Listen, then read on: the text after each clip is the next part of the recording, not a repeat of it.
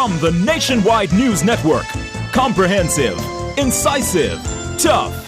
This is Nationwide at 5. Good afternoon, I'm Ricardo Brooks. And I'm Robianne Williams. In Nationwide News at this hour, the Prime Minister has criticized JPS's restoration efforts after the passage of Hurricane Beryl. We are deeply dissatisfied by the way in which electricity is being returned to some affected communities. And the Prime Minister has credited the government's fiscal prudence for the relative quick turnaround in providing hurricane relief help. Former Prime Minister Bruce Golding says setting up a final court of appeal in Jamaica would face several challenges. The cost implication, maybe we can find the money, but one of the problems we'll run into is that we'll be trying to populate an apex court from the same small pool of talent that we have. A Jamaican, Winston Anderson, is the acting president of the Caribbean Court of Justice. 8 people have died in road crashes since the start of August. In news from the rest of the world, dengue cases continue to surge in 2024. 10 million cases recorded in 176 countries. A U.S. judge has ruled that Google's monopoly of online searches is illegal. In headline sports, Jamaica's 200 meters women failed to advance to the finals of the Paris Olympics. And later in our broadcast, in the cover story at 5:35, Prime Minister Andrew Holness is the latest member of the government to hit out against the Jamaica Public Service Company for the pace of restoration of electricity following the passage of Hurricane Beryl. We are deeply dissatisfied by the way in which electricity is being returned to some affected communities. You'll hear more from the Prime Minister. In public opinion at 6:26, we ask, Coach Stephen Francis says this is the worst Olympics he's seen. Do you agree? Give us your comments by logging on to our Facebook page, Nationwide News Network, and by tweeting us at Nationwide Radio, and message us on WhatsApp at 876-285-5693. You can also leave your comments on Instagram at Nationwide 90FM. In the nation's business at 6:40, the Culture Minister Olivia Grange says activities for Jamaica's anniversary of independence have been scaled back as the country continues restoration and recovery efforts in the aftermath of Beryl. What will the activities be for the country's 62nd independence anniversary? We'll hear from the Executive Director of the Jamaica Cultural Development Commission, JCDC, Lenny Salmon. And at 7, it's Paris Connection with Wayne Walker. All these and more as we take you home on air on your mobile, Nationwide 90 FM, Nationwide Radio, JM.com, and on the Nationwide app. Available on the Google Play and the App Store. This Monday afternoon, it's Monday, August 5, 2024.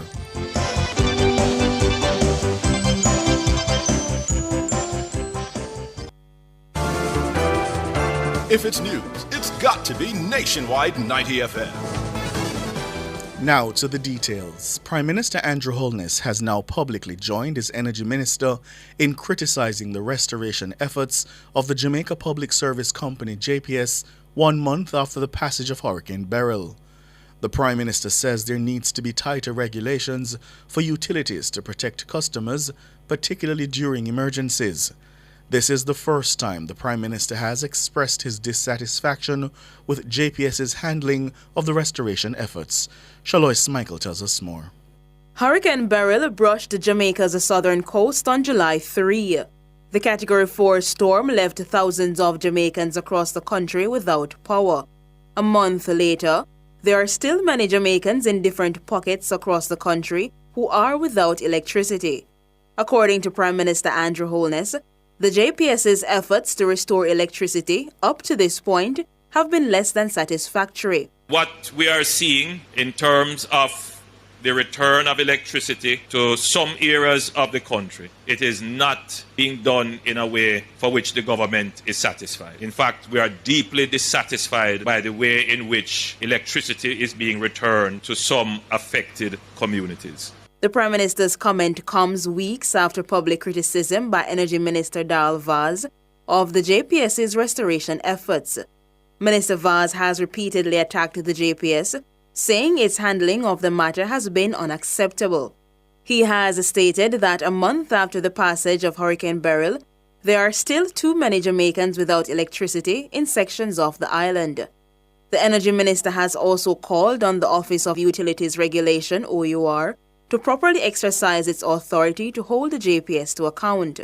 Now, Prime Minister Holness says it's now up to legislators to address the concerns. It does cause me to take a second look at the legislative framework which governs this new space of how utilities are delivered and regulated.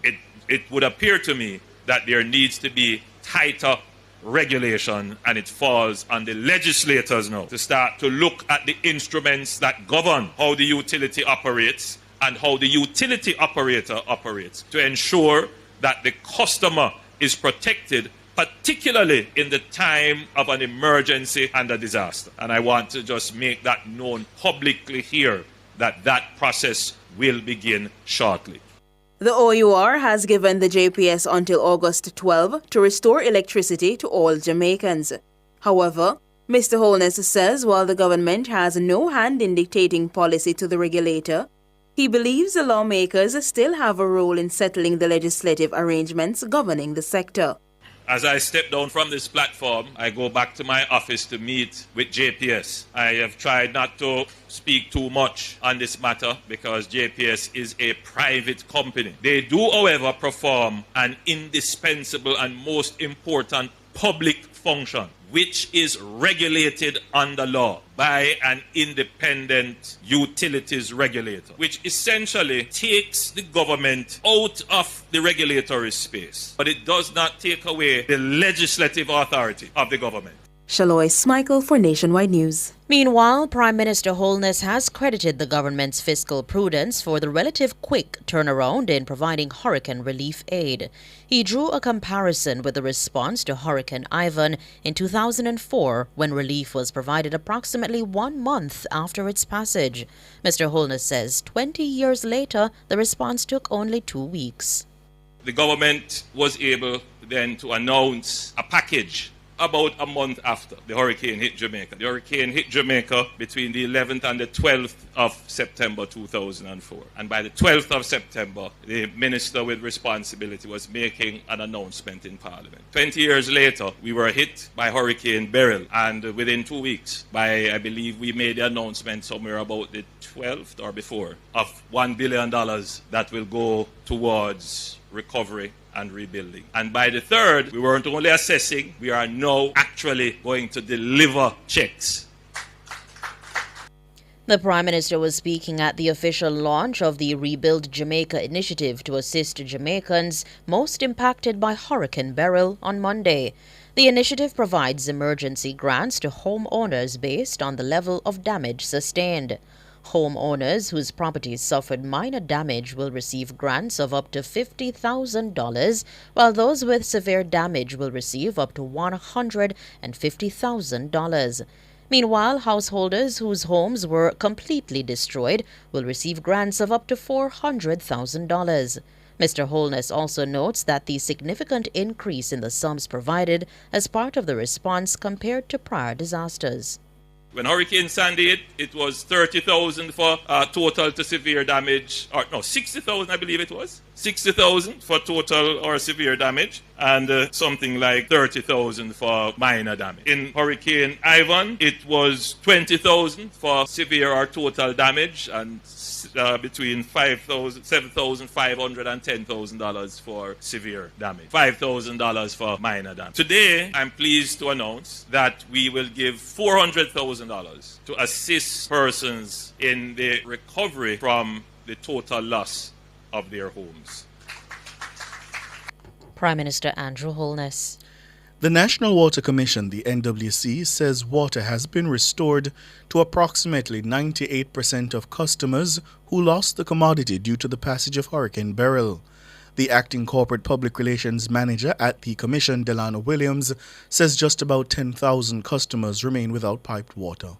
Most of our customers now have water supply back in their pipes. Based on our checks, we are pretty close to 98%, which means just about 10,000 customers spread across several parishes are still awaiting regular piped supply. These areas are mainly in central Jamaica, North Clarendon, southern Manchester, and also sections of the Malvern Southfield area in St. Elizabeth. We also have ongoing restoration work in sections of the Westmoreland and also Trelawney parishes.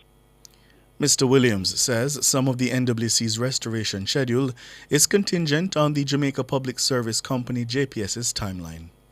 A number of the systems that we alluded to are awaiting full restoration of public power supply. We are banking on their speedy restoration. We have been advised of August 12 being a target date, and we are hoping that that will definitely be something that comes to fruition. In the meantime, we continue to truck to the areas that we can access. We've actually installed wayside tanks in some of the communities, again, where this is possible, and we're moving as quickly as we can to restore full operations to the remaining customers. Delano Williams, Acting Corporate Public Relations Manager at the NWC. Former Prime Minister Bruce Golding says setting up a final court of appeal in Jamaica would face several challenges. Mr. Golding says the question of cost would be one main concern.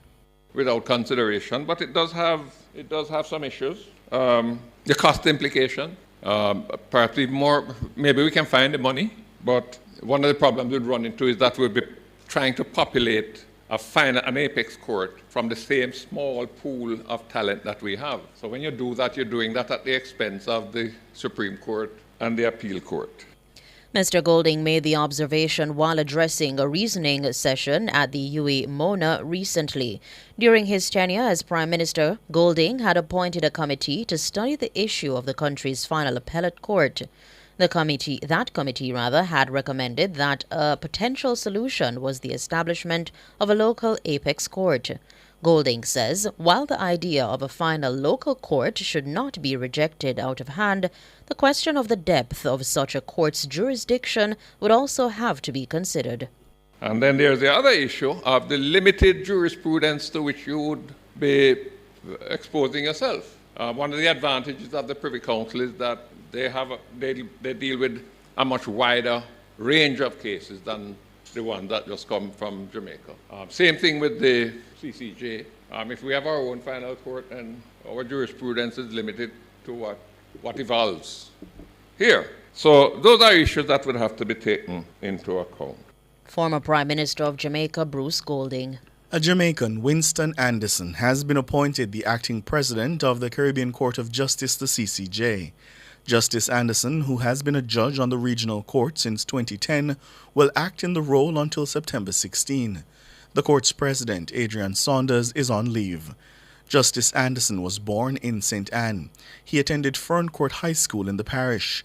He's also a past student of St. Andrew Technical High School, Stats, in Kingston. Justice Anderson entered the Faculty of Law at the University of the West Indies in 1980. He holds bachelor's and master's degrees in law. Before his elevation to the bench, the justice taught international law. His elevation to act as president of the regional court comes at a time when the debate over Jamaica's relationship with the institution has again come to the fore. Just over a week ago, former Prime Minister Bruce Golding noted that he'd been impressed by the quality of the judgments from the CCJ. Speaking in his personal capacity recently, the Senate President Tom Tavares Finson praised the Privy Council and urged Jamaica to retain the UK-based court's appellate jurisdiction. You're listening to the news on Nationwide at 5. We'll have more after these.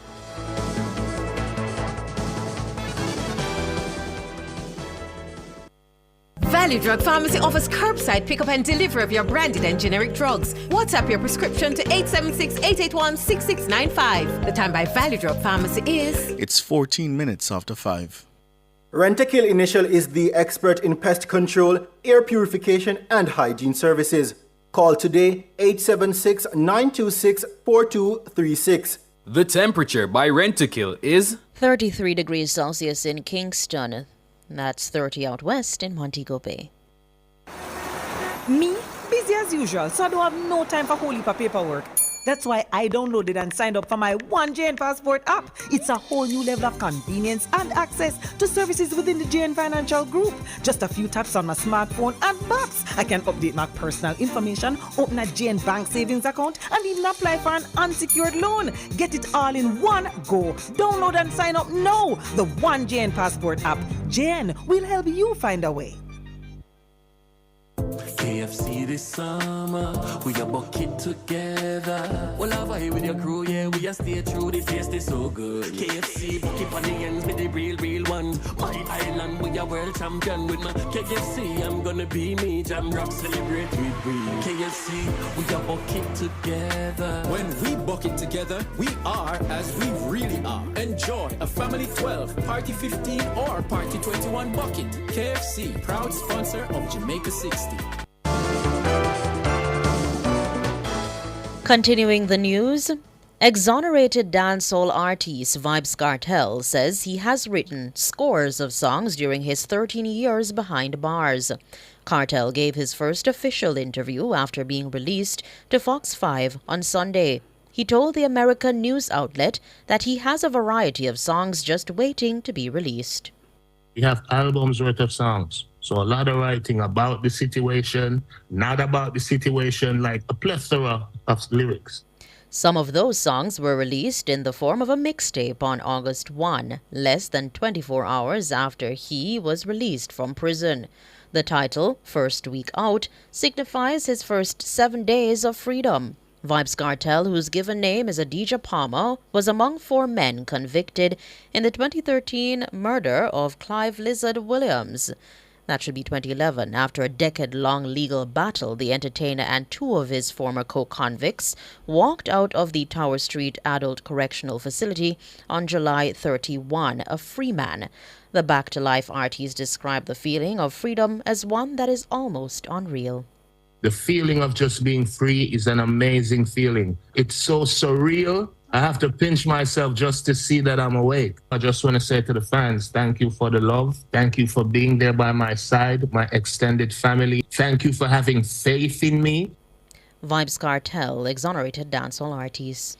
The head of the JCS Public Safety and Traffic Enforcement Branch, PSTEB, Assistant Commissioner Gary McKenzie, says since the start of August, 8 people have died in road crashes. He's warning motorists and pedestrians to use the roadways responsibly, especially during the festivities of the Independence season. ACP McKenzie says the most recent accident on the Braco Main Road in Trelawney on Sunday could have been avoided. 4 people were killed in that crash. The evidence that we have seen so far, it really indicates that persons are not paying attention and they are not using the roadways properly. We had 4 persons who lost their lives along the Braco Main Road in Trelawney. These 4 persons were traveling in one vehicle, where the vehicle collided in the rear of a motor truck. What is very unfortunate about this crash is that there were 2 lanes heading westerly, and for some reason the driver of the motor car went to the left of the road behind the truck that was slowly proceeding up the hill and collided with the rear, causing himself and 3 other passengers to die. These sort of crashes could have been avoided. The deceased in the Braco accident have been identified as 39-year-old Jody Levy of Brownstown, St. Anne, 32-year-old Sabrina Downey of Discovery Bay, 19-year-old Anthony Walters of Alexandria, and 59-year-old operator Marlon Lyons of Braco. As at August 5, Jamaica recorded 231 road fatalities, resulting from 199 fatal collisions. ACP McKenzie is appealing to citizens to take road safety as a personal responsibility. We have lost over 200 persons so far in road crashes, and this is 200 persons too much. We really need to slow down. We really need to think about what we are doing, and we need to significantly reduce the rate at which we die on our roads. So I'm appealing to the citizens of Jamaica. Let us be responsible. Let us use the roadway safely by driving within the speed limit. Make good decisions by practicing what the road rules say. Do not overtake if it is dangerous to do so. I am also appealing to motorcyclists cyclists and pedestrians who we continue to lose on a daily basis. Let us use the road well, cross the roadways at points that are safe. ACP Gary McKenzie, the head of PSTEB. The St. Catherine North Police have listed the names of 5 men wanted in connection with crimes committed across the division. 4 of the men are wanted for murder. They are Glendon Amos, otherwise called Bull of Commodore District in Linstead, Dean Norman, otherwise called Max of Berwick District in Riversdale, Gregory Ferguson, otherwise called Ruff, also of Riversdale, and Junior Brown of Springvale District, Bogwalk. The 5th man, Brian King of Fletcherland in Kitson Town, is wanted for shooting with intent. The men are being urged to report to the Spanish Town Criminal Investigations Branch, CIB, by 6 p.m. Tuesday, August 6. Anyone with information on the whereabouts of the men is being asked to contact the Spanish Town CIB at 876-984-2874, Crime Stop at 311, the JCF tip line at 811, or the nearest police station. World in a Minute is brought to you by ABC Electrical Sales. We make things as easy as ABC. Hose Assembly and Supply, equipping Jamaica for success. And Charles O'Connor Consulting Network, COCN, driven by international accounting standards, modern technology and integrity. The World in a Minute. 2024 is being reported as the worst year for dengue cases on record. As of July 23, over 10 million cases of dengue have been reported from 176 countries across all World Health Organization regions. The Americas, which includes the Caribbean, accounted for most cases. There have been more than 24,000 severe cases and 6,508 deaths in 2024 attributed to dengue. This figure already surpasses the number of cases in 2023, which was also a record year. The WHO has classified dengue as a grade 3 emergency. Upcoming monsoons in the tropics and northern hemisphere are likely to drive a steep increase in dengue cases over the coming months. A U.S. judge has ruled Google acted illegally to maintain a monopoly on online searches and related advertising. Google was sued by the Department of Justice in 2020 for its control of about 90% of the online search market. U.S. District Judge Amit Mehta noted that Google paid billions to ensure it is the default search engine on smartphones and browsers. In his 277-page opinion, Judge Mehta wrote that Google is a monopolist and it has acted as one to maintain its monopoly. The decision on Monday could reshape how technology giants do business. It's a significant victory for federal antitrust regulators who filed other pending lawsuits against big tech companies, accusing them of operating unlawful monopolies. The ruling comes after a 10-week trial in which prosecutors accused Google of spending billions of dollars annually to be the default search engine for consumers across platforms. Doing so, prosecutors said, meant other companies did not have the opportunity or resources to meaningfully compete.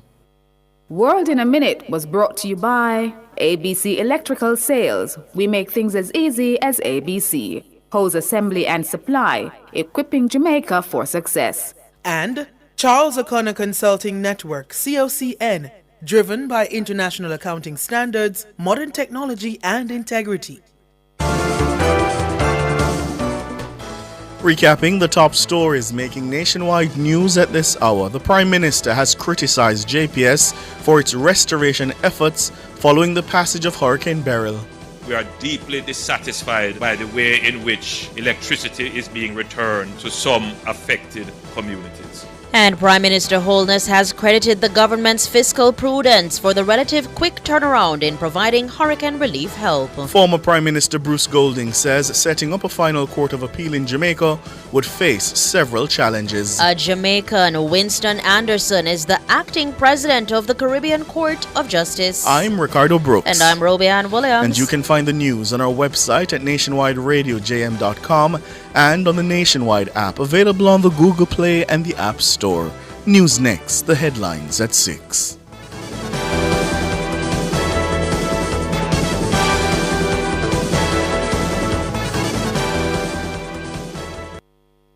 KFC this summer, we a bucket together. Well, I vibe with your crew, yeah, we a stay true, this taste is so good. KFC, bucket on the ends with the real ones. My island, we a world champion with my KFC. I'm gonna be me, jam rock, celebrate with we. KFC, we a bucket together. When we bucket together, we are as we really are. Enjoy a family 12, party 15, or party 21 bucket. KFC, proud sponsor of Jamaica 60.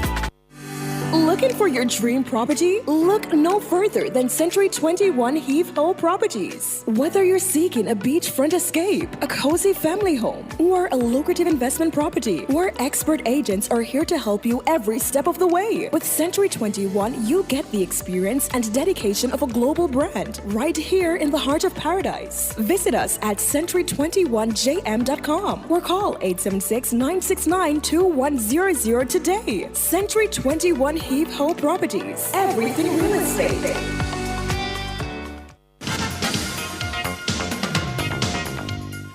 Good afternoon with your sports report. I am Alex Raby. Now, Jamaica's athletes failed to advance to the final of the women's 200 meters at the 33rd Olympiad in Paris. Nisha Berger, running in semi-final 2, finished 5th in 22.64 seconds. I don't think I executed the way I wanted to execute, but I'm grateful. I'm healthy. I'll just move on from here. It has been a great experience. I'm happy. I'm proud of myself. I had a long season, so I'm grateful. I'm happy. Nisha Berger. Semi-final 3 saw Laneta Thompson finishing 5th in 22.77 seconds. Meanwhile, in the men's race, Andrew Hudson and Brian Lavelle will seek to qualify for the semi-finals through the repechage system. Hudson, running in Heat 2, finished 4th in 20.53 seconds and failed to secure one of the 3 automatic qualifying places. Lavelle also finished 4th in Heat 6 in 20.47 seconds. I think it was a bad race for me. I think I judged it wrong. I think that cost me automatic spot. I think I didn't run off the curve like I should have. I think that transition coming to church was not good. Brian Lavelle. Now to cricket, as High Court Judge of the Supreme Court of Guyana, Justice Navindra Singh, today ordered and declared that the election of Azim Bazarath as Vice President of Cricket West Indies CWI was null and void and of no legal effect, being contrary to the Articles of Association of Cricket West Indies. Bazarath was elected on March 25, 2023. The Guyana Cricket Board's GCB in January 2023 nominated Bazarath for the position of Vice President of CWI in accordance with the Articles of Association of CWI. GCB later withdrew the said nomination prior to the election. The said withdrawal was done in writing and was premised on certain reports, information received by the GCB in relation to Bazarath's conduct as president of the Trinidad and Tobago Cricket Board. CWI has instructed its legal team to immediately file an appeal and will await the decision of the appeal court. The International Cricket Council ICC is mulling over shifting the Women's T20 World Cup out of Bangladesh amid the ongoing civil unrest in the country. The tournament is scheduled to be held in Bangladesh from October 3 to 20. The 9th edition of the tournament is scheduled to be held across 2 venues. However, just 3 months ahead of the event, the hosting rights of Bangladesh are in danger due to the massive civil unrest in the country. Veteran cricket commentator Joseph Reg Pereira explains. With the Bangladesh government resigning, army taking over to then later appoint an interim government, elections will probably follow. It's difficult to see how the ICC can still hold the T20 World Cup for women in Bangladesh in October. They'll have to start immediately looking for a possible venue to make the arrangements with hotel accommodation, to look at easy travel for the various delegations to get wherever they choose. So it's something that the ICC didn't quite cater for. The ICC, no doubt, will in due course name the new venue host. Joseph Reg Pereira.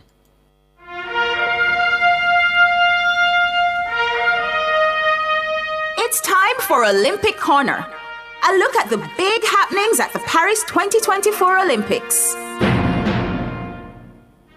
Sweden's Armand Duplantis set a new world record of 6.25 meters after winning gold in the men's pole vault. The 24-year-old, who had secured successive Olympic titles by clearing 6 meters, set an Olympic record of 6.10 meters with his next attempt. And he improved his world best of 6.24 meters that is set in April by 1 centimeter at his third and final attempt, to the delight of the crowd.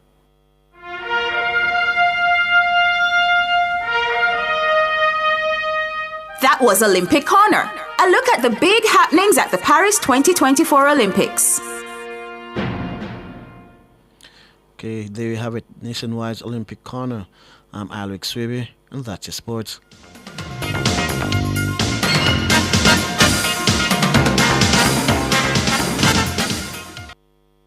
KFC this summer, we a bucket together. Well, I vibe with your crew, yeah, we a stay true, the taste is so good. KFC, bucket on the ends with the real one. My island, we a world champion with my KFC. I'm gonna be me, jam rock, celebrate with we. KFC, we a bucket together. When we bucket together, we are as we really are. Enjoy a family 12, party 15, or party 21 bucket. KFC, proud sponsor of Jamaica 60. For all your electrical needs, visit ABC Electrical Sales. They stock a wide variety of electrical supplies including plugs, switches, panel boards and conduits, plus energy-saving fixtures. ABC Electrical Sales stocks brands like GE, Siemens, Philips, Cutler Hammer and Allen Bradley. They also offer free island-wide delivery just to suit your needs. Visit them at Shop 8, Hagley Park Plaza, Kingston 10, or call 876-754-3714-5 or 876-754-3825-8. ABC Electrical Sales, for a better choice in the electrical business. Drive Hyundai. Hyundai vehicles beyond your dreams with an exclusive 4.99% interest rate. Yes! Shop Hyundai vehicles and get a super low 4.99% interest rate on your car loan. Plus 2 years free service, 1 year insurance, and 5 years warranty. Offer valid on all 2024 Hyundai vehicles. Drive your Hyundai with the lowest interest, 4.99%. Conditions apply.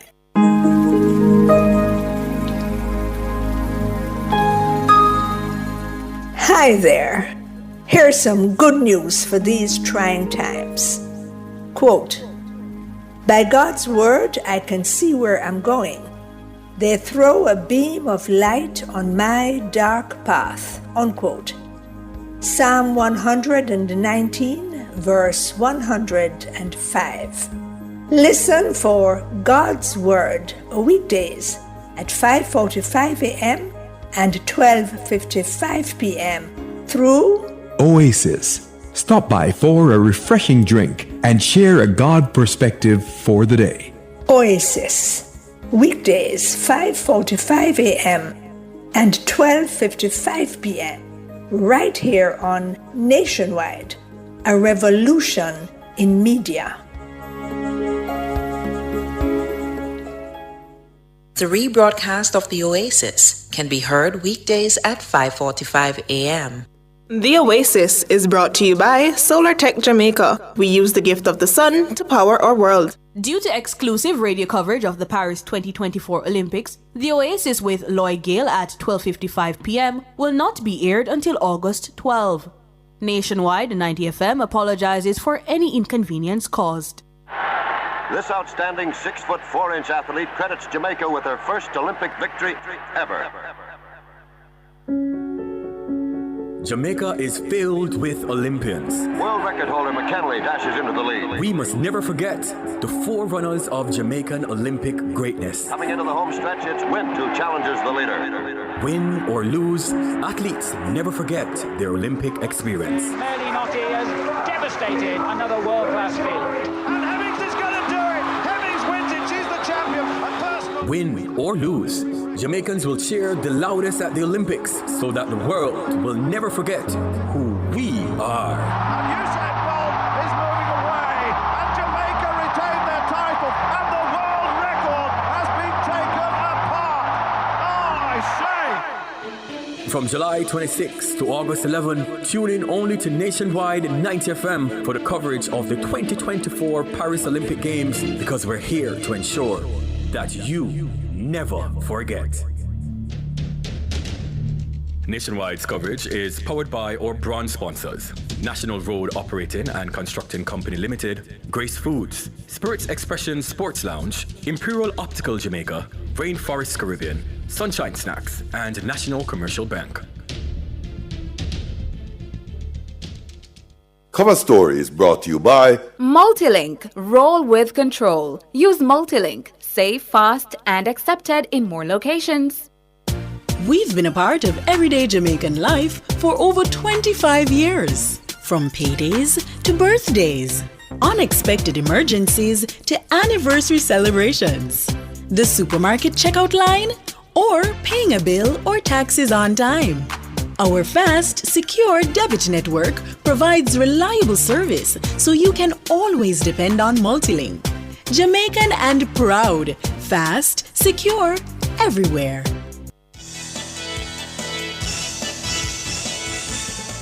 Good afternoon, good afternoon. Thank you so much for joining us here nationwide at 5. I'm Cliff Hughes. Good afternoon, Cliff. Good afternoon to the listeners. I'm Ricardo Brooks. How are you, Sir Cliff? Well, you're cold. I'm cold. It's cold inside here. Yeah? Brooks has adjusted it. Right. Good afternoon to you, But let me listeners. ask you, Ricardo. Yes. Yeah? The Olympics. I don't know if you take it seriously, you follow it closely. Yesterday was rough for me. Only yesterday. In particular yesterday. And I think because I had high expectations. Of Kishane. And oblique. Yes, and oblique. Yes. Yes, I mean, yes. watching them go through the rounds, you had the sense that something big was coming. Yeah. And yeah. nothing eat my Sunday night in my fridge said Well, I didn't have mine until well after about 2 hours. I just go in on my bed and lie down. Yeah. I'd try for cope. Yeah, but I was feeling depressed. Yes? And to see the way Kishane lost the gold medal or was denied the gold medal was particularly hard. You almost feel like if it were by more, you'd be like, okay. Yes. But because he was just there, you know, for him to just touch it and take on from him. That's how these things go. But it's a horrible Olympics, I must tell you.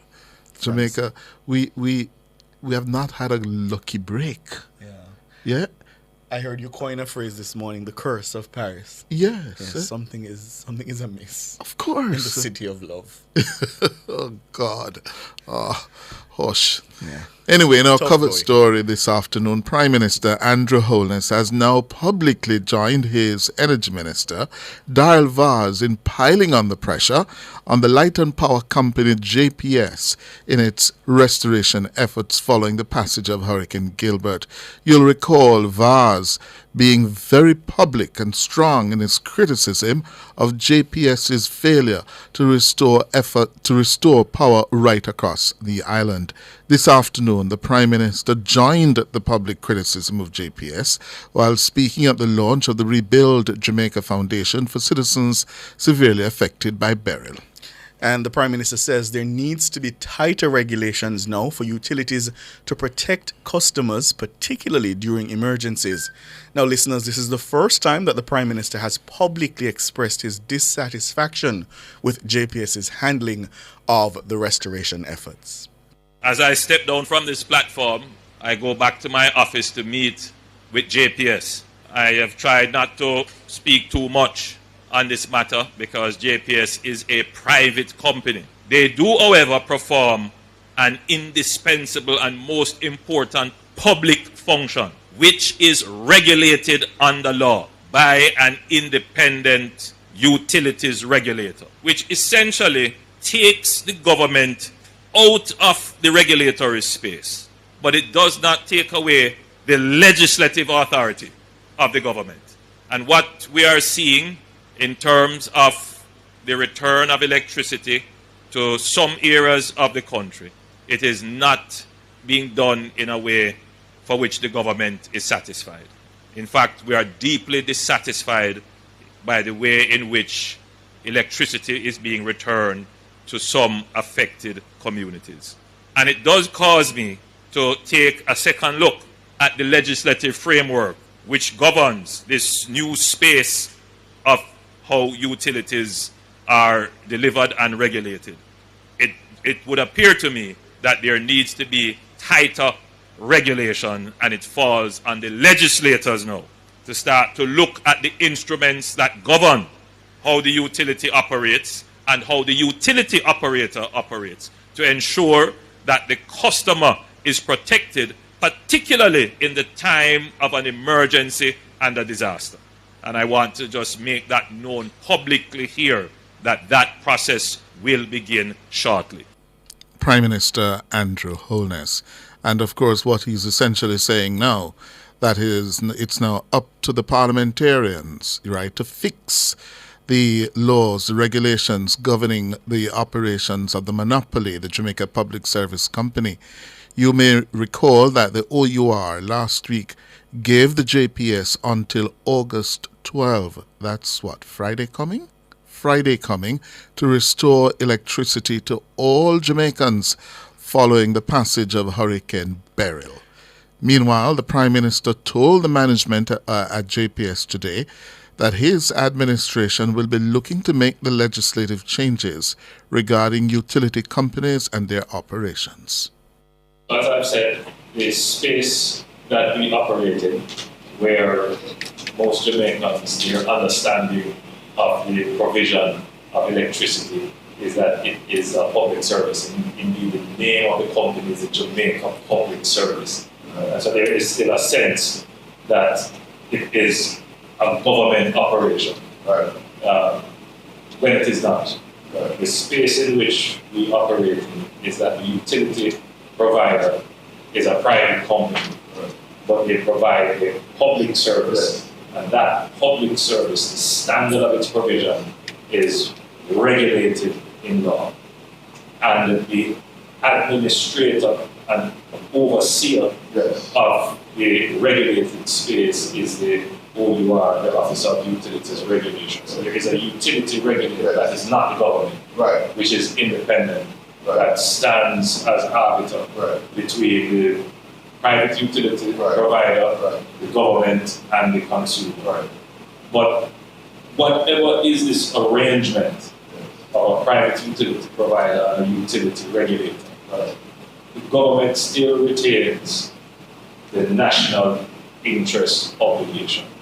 The government must always protect what is in the national interest. It must protect the interests of the consumer. And so government has a residual legislative obligation.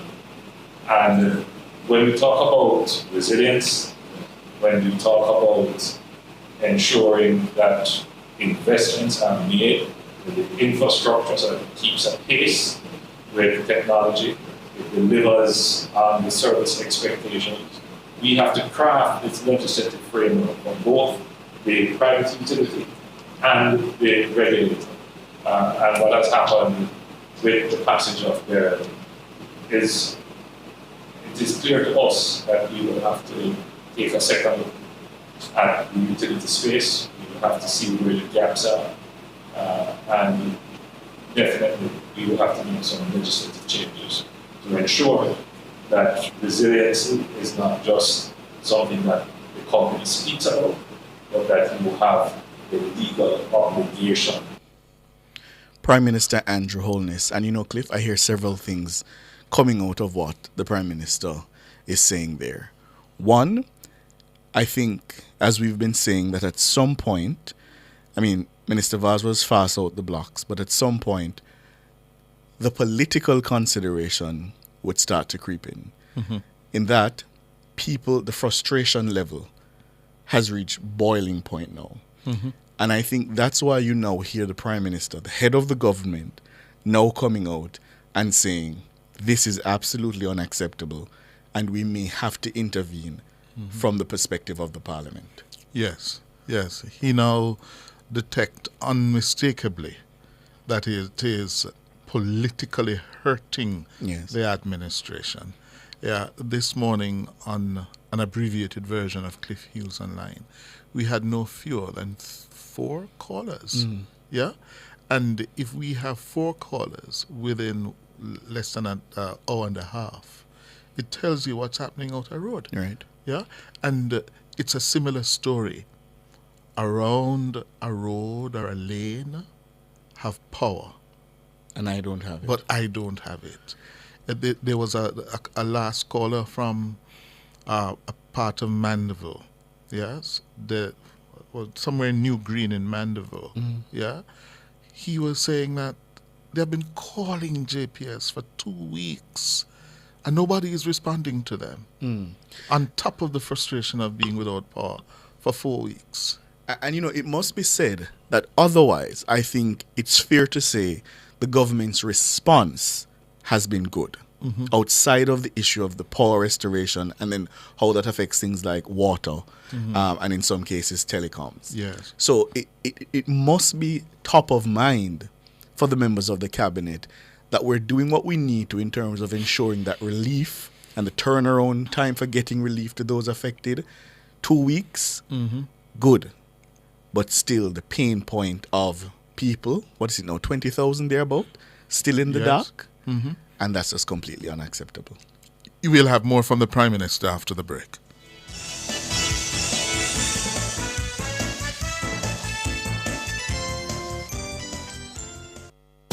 We've been a part of everyday Jamaican life for over 25 years. From paydays to birthdays, unexpected emergencies to anniversary celebrations, the supermarket checkout line, or paying a bill or taxes on time.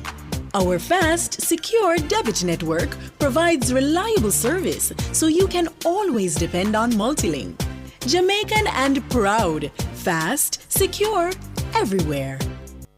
KFC this summer, we a bucket together. Well, have I with your crew, yeah, we a stay true, the taste is so good. KFC, bucket on the ends with the real one. My island, we a world champion with my KFC, I'm gonna be me, Jam Rock, celebrate with we. KFC, we a bucket together. When we bucket together, we are as we really are. Enjoy a family 12, party 15, or party 21 bucket. KFC, proud sponsor of Jamaica 60.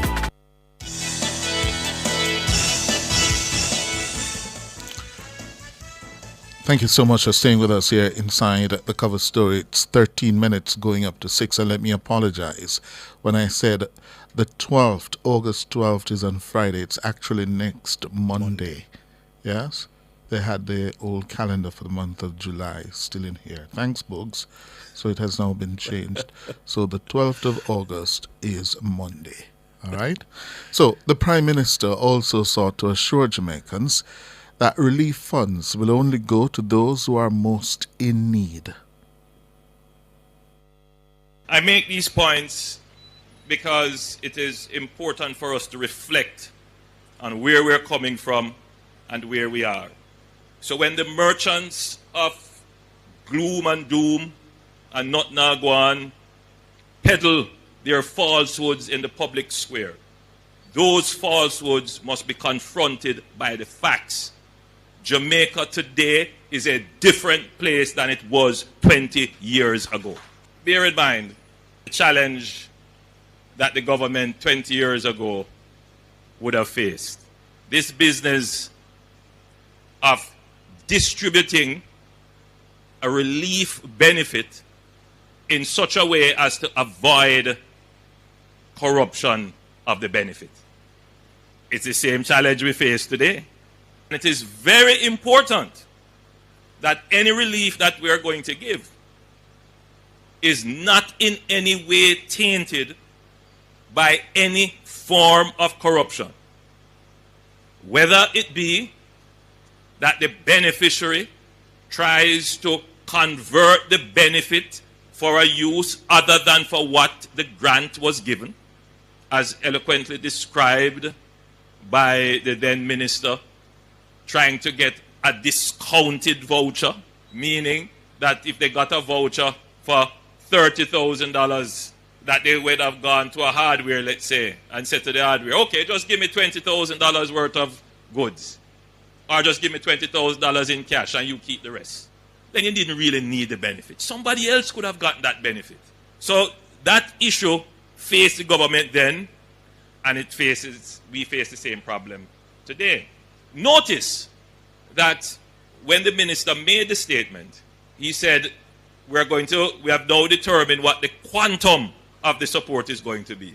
We are now going to finalize assessments. Prime Minister Andrew Holness there addressing what the government has been doing in terms of Hurricane Beryl relief efforts. Mr. Holness also sought to dispel what he says is the misinformation being spread regarding the country's recovery process. The government of Jamaica has decided to make cash payments as grants to persons whose houses were damaged by Hurricane Ivan. Instead of using the voucher system, which was previously announced, Minister of Water and Housing, Donald Buchanan, made a disclosure in the House of Representatives yesterday, October 12th, during his update on the Program of Relief and National Reconstruction. Mr. Buchanan told the House that having decided on the quantum of assistance for affected persons, our next challenge was to decide on a system of distribution which would ensure, as far as possible, that the funds allocated were used for the purpose intended. He said on closer examination and with discussions, it was agreed that the voucher system method of payment was not adequate given the present circumstances. He went on to say, while there was the perception that the voucher system provided guarantees against corruption, this had not been the experience, since in the past there had been occasions where beneficiaries and suppliers had collaborated to substitute a discounted cash payment for the vouchers. This is very diplomatic language. We have therefore decided to pay these assistance grants with checks, which will be cashed by the beneficiaries and which will give them the flexibility to make optimum use of the funds in the present circumstances. It's a very interesting article, which is why I'm going through it. Mr. Buchanan stressed that the assistance was not intended to replace totally destroyed units or to compensate to the level of loss sustained, as government is not an insurer of buildings. It is assisting persons to put their lives back together. Persons whose houses were totally destroyed would receive $20,000, while persons whose houses were severely damaged would receive a grant of $7,500 to $10,000. Meanwhile, a grant of $5,000 would be paid out for other damage. Payments would be made based on government assessments, which were now being carried out, the minister said. This article was published October 13th, 2004, and the actual speech was made the day before in Parliament. I want you to absorb this a little bit. Sometimes the conversation in our country does not anchor itself in facts. Sometimes we go off and the conversation does not reflect the history or the accurate situation. It's very dangerous for a society to carry on conversation amongst itself with incorrect and false information. It creates false perceptions, false expectations. It leads to perverse actions and perverse outcomes. My job as your Prime Minister is to sometimes bring back the conversation, to align it with the history, what actually happened, and to ground the conversation into some sort of factual basis. Hurricane Ivan happened in 2004, that's 20 years ago. The government was able then to announce a package about a month after the hurricane hit Jamaica. The hurricane hit Jamaica between the 11th and the 12th of September 2004. And by the 12th of September, the minister with responsibility was making an announcement in Parliament. 20 years later, we were hit by Hurricane Beryl. And within 2 weeks, I believe we made the announcement somewhere about the 12th or before of $1 billion that will go towards recovery and rebuilding. And by the 3rd, We weren't only assessing, we are now actually going to deliver checks. When we were hit by Ivan, we had to rely on $3.3 billion of grants. Most of it would have come from the European Union, from our American and Canadian partners.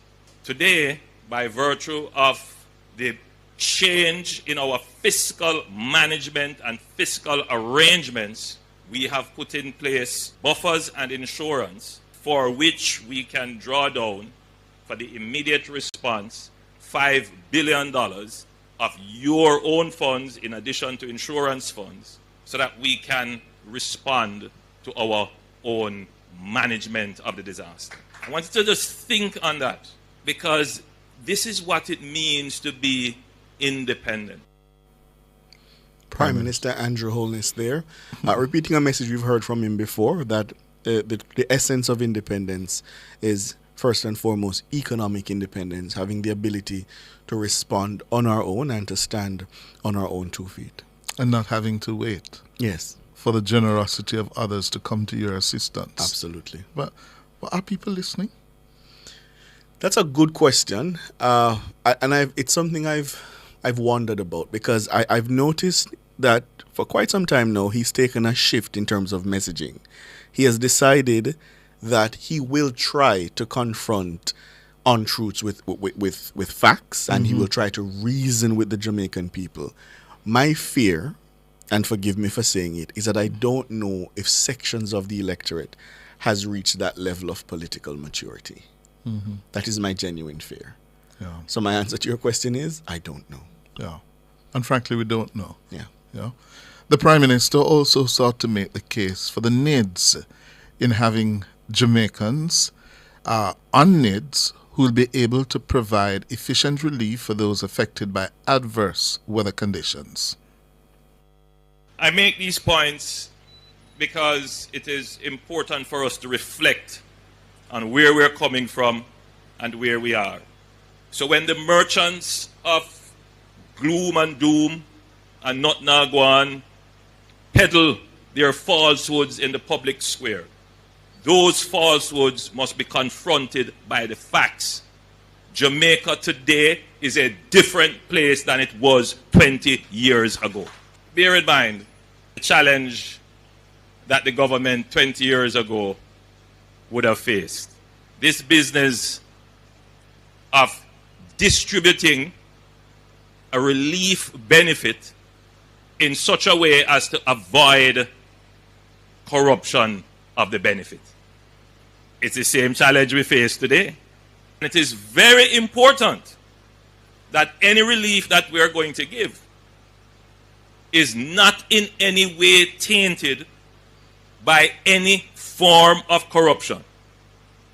Whether it be that the beneficiary tries to convert the benefit for a use other than for what the grant was given, as eloquently described by the then minister, trying to get a discounted voucher, meaning that if they got a voucher for $30,000, that they would have gone to a hardware, let's say, and said to the hardware, okay, just give me 20,000. We must apologize. I think we played this clip before one. of the Prime Minister.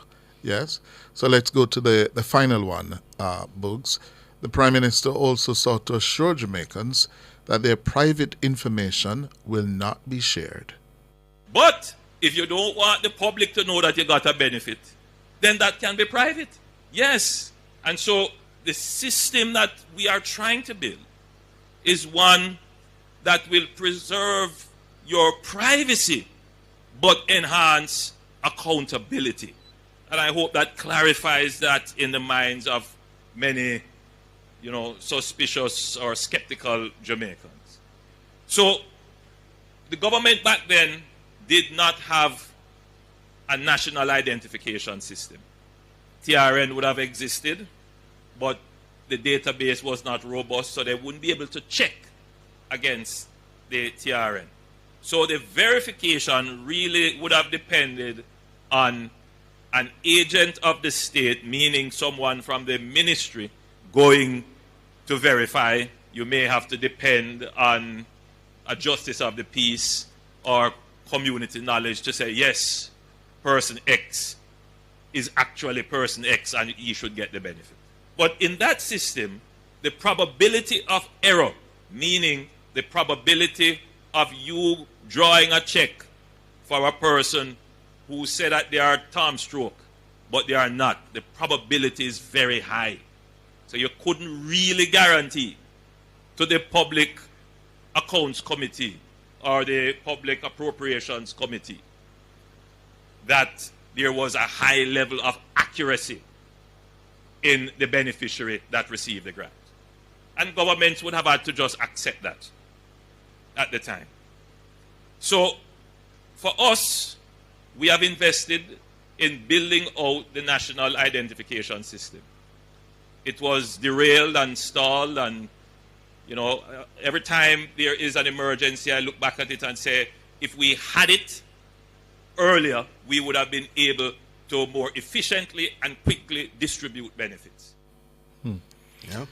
Prime Minister Andrew Holness speaking today at the launch of the Rebuild Jamaica Foundation for Jamaicans severely affected by Beryl. And, as I listened to him talking about how we will have to institutionalize the fair distribution of benefits, my mind went back to about 1990. Mm-hmm.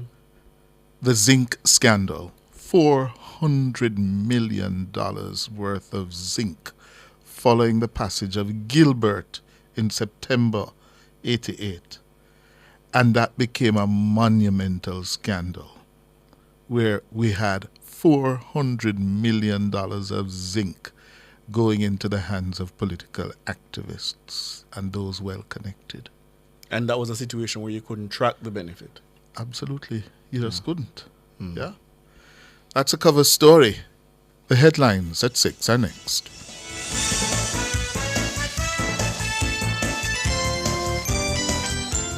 Cover Story was brought to you by Multilink.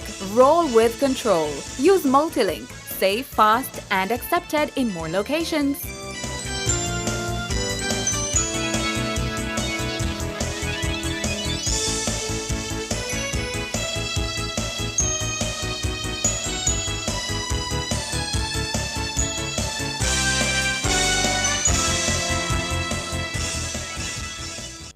Say hello to peace of mind and goodbye to worry with Guardian Life's new Ultimate Provider Plan, and secure your medical expenses in the event of critical illness today. Call 888-367-5433 for details. The time by Guardian Life is 2 minutes after 6.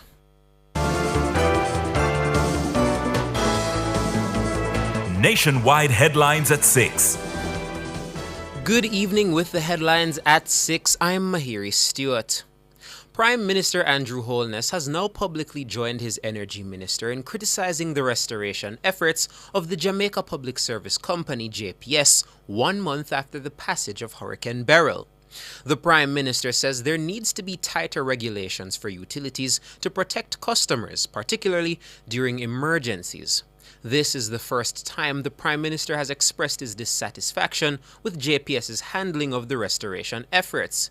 According to Prime Minister Andrew Holness, the JPS's efforts to restore electricity up to this point have been less than satisfactory. What we are seeing in terms of the return of electricity to some areas of the country, it is not being done in a way for which the government is satisfied. In fact, we are deeply dissatisfied by the way in which electricity is being returned to some affected communities. Prime Minister Andrew Holness. Meanwhile, Prime Minister Holness has credited the government's fiscal prudence for the relative quick turnaround in providing hurricane relief aid. He drew a comparison with the response to Hurricane Ivan in 2004, when relief was provided approximately 1 month after its passage. Mr. Holness says 20 years later, the response only took 2 weeks. The government was able then to announce a package about a month after the hurricane hit Jamaica. The hurricane hit Jamaica between the 11th and the 12th of September 2004. And by the 12th of September, the minister with responsibility was making an announcement in Parliament. 20 years later, we were hit by Hurricane Beryl. And within 2 weeks, I believe we made the announcement somewhere about the 12th or before of $1 billion that will go towards recovery and rebuilding. And by the 3rd, we weren't only assessing, we are now actually going to deliver checks. Prime Minister Andrew Holness. The Prime Minister was speaking at the official launch of the Rebuild Jamaica initiative to assist Jamaicans most impacted by Hurricane Beryl on Monday. Former Prime Minister Bruce Golding says setting up a final court of appeal in Jamaica would face several challenges. Mr. Golding says the question of cost would be one of main concern. Without consideration, but it does have some issues. The cost implication, perhaps even more, maybe we can find the money, but one of the problems we'd run into is that we'll be trying to populate an apex court from the same small pool of talent that we have. So when you do that, you're doing that at the expense of the Supreme Court and the Appeal Court. Bruce Golding, former Prime Minister. Mr. Golding made the observation while addressing a reasoning session at the UEMONA recently. During his tenure as Prime Minister, Golding had appointed a committee to study the issue of the country's final appellate court. That committee had recommended that a potential solution rather, was the establishment of a local apex court. Mr. Golding says while the idea of a final local court should not be rejected out of hand, the question of the depth of such a court's jurisdiction would also have to be considered. And then there's the other issue of the limited jurisprudence to which you would be exposing yourself. One of the advantages of the Privy Council is that they deal with a much wider range of cases than the one that just come from Jamaica. Same thing with the CCJ. If we have our own final court, then our jurisprudence is limited to what evolves here. So those are issues that would have to be taken into account. Former Prime Minister of Jamaica, Bruce Golding. The St. Catherine North Police have listed the names of 5 men wanted in connection with crimes committed across the division. 4 of the men are wanted for murder. They are Glendon Amos, otherwise called Bull of Commodore District in Linstead, Dean Norman, otherwise called Max of Berwick District in Riversdale, Gregory Ferguson, otherwise called Ruff, also of Riversdale, and Junior Brown of Springvale District, Bog Walk. The 5th man, Brian King of Fletcherland in Kitsentown, is wanted for shooting with intent. The men are being urged to report to the Spanish Town Criminal Investigations Branch, CIB, by 6 p.m. Tuesday, August 6. Anyone with information on the whereabouts of the men is being asked to contact the Spanish Town CIB at 876-984-2874, Crime Stop at 311, the JCF tip line at 811, or the nearest police station. Exonerated dancehall artiste Vybz Kartel says he has written scores of songs during his 13 years behind bars. Kartel gave his first official interview after being released to Fox 5 on Sunday. He told the American news outlet that he has a variety of songs just waiting to be released. We have albums worth of songs. So a lot of writing about the situation, not about the situation, like a plethora of lyrics. 12 of those songs were released in the form of a mixtape on August 1, less than 24 hours after he was released from prison. The title, First Week Out, signifies his first 7 days of freedom. Vybz Kartel, whose given name is Adidja Palmer, was among 4 men convicted in 2014 for the murder of Clive Lizard Williams. After a decade-long legal battle, the entertainer and 2 of his former co-convicts walked out of the Tower Street Correctional Facility on July 31, free men. The back-to-life artist described the feeling of freedom as one that is almost unreal. The feeling of just being free is an amazing feeling. It's so surreal. I have to pinch myself just to see that I'm awake. I just want to say to the fans, thank you for the love. Thank you for being there by my side, my extended family. Thank you for having faith in me. Vibes Cartel exonerated dancehall artist. Those are the headlines at 6. I'm Mahiri Stewart. Sports is next.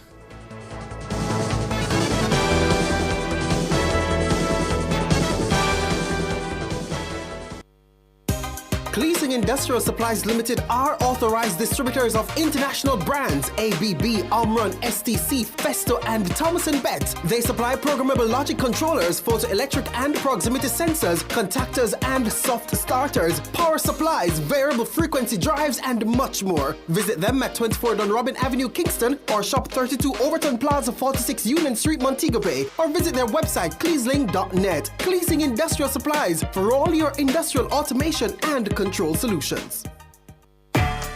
Together we're all people standing strong. 3 million Jamaicans, let's work as one. Such a course and work with a plan. Proud and tall, let's make the whole world understand. Every Jamaican have the heart of a champion. Such a core, big up with champions. Watch my style, watch my skill, watch my flow. Standing out anywhere where we go. Many goals, many dreams, many strides. All the black, green and gold, and we pride. Proud and tall, let's make the whole world understand. We are strong when we are one, Sagicor, celebrating Jamaican success. KFC this summer, we a bucket together. Well, I vibe with your crew, yeah, we a stay true, the taste is so good. KFC, bucket on the ends with the real one. My island, we a world champion with my KFC. I'm gonna be me, Jam Rock, celebrate with we.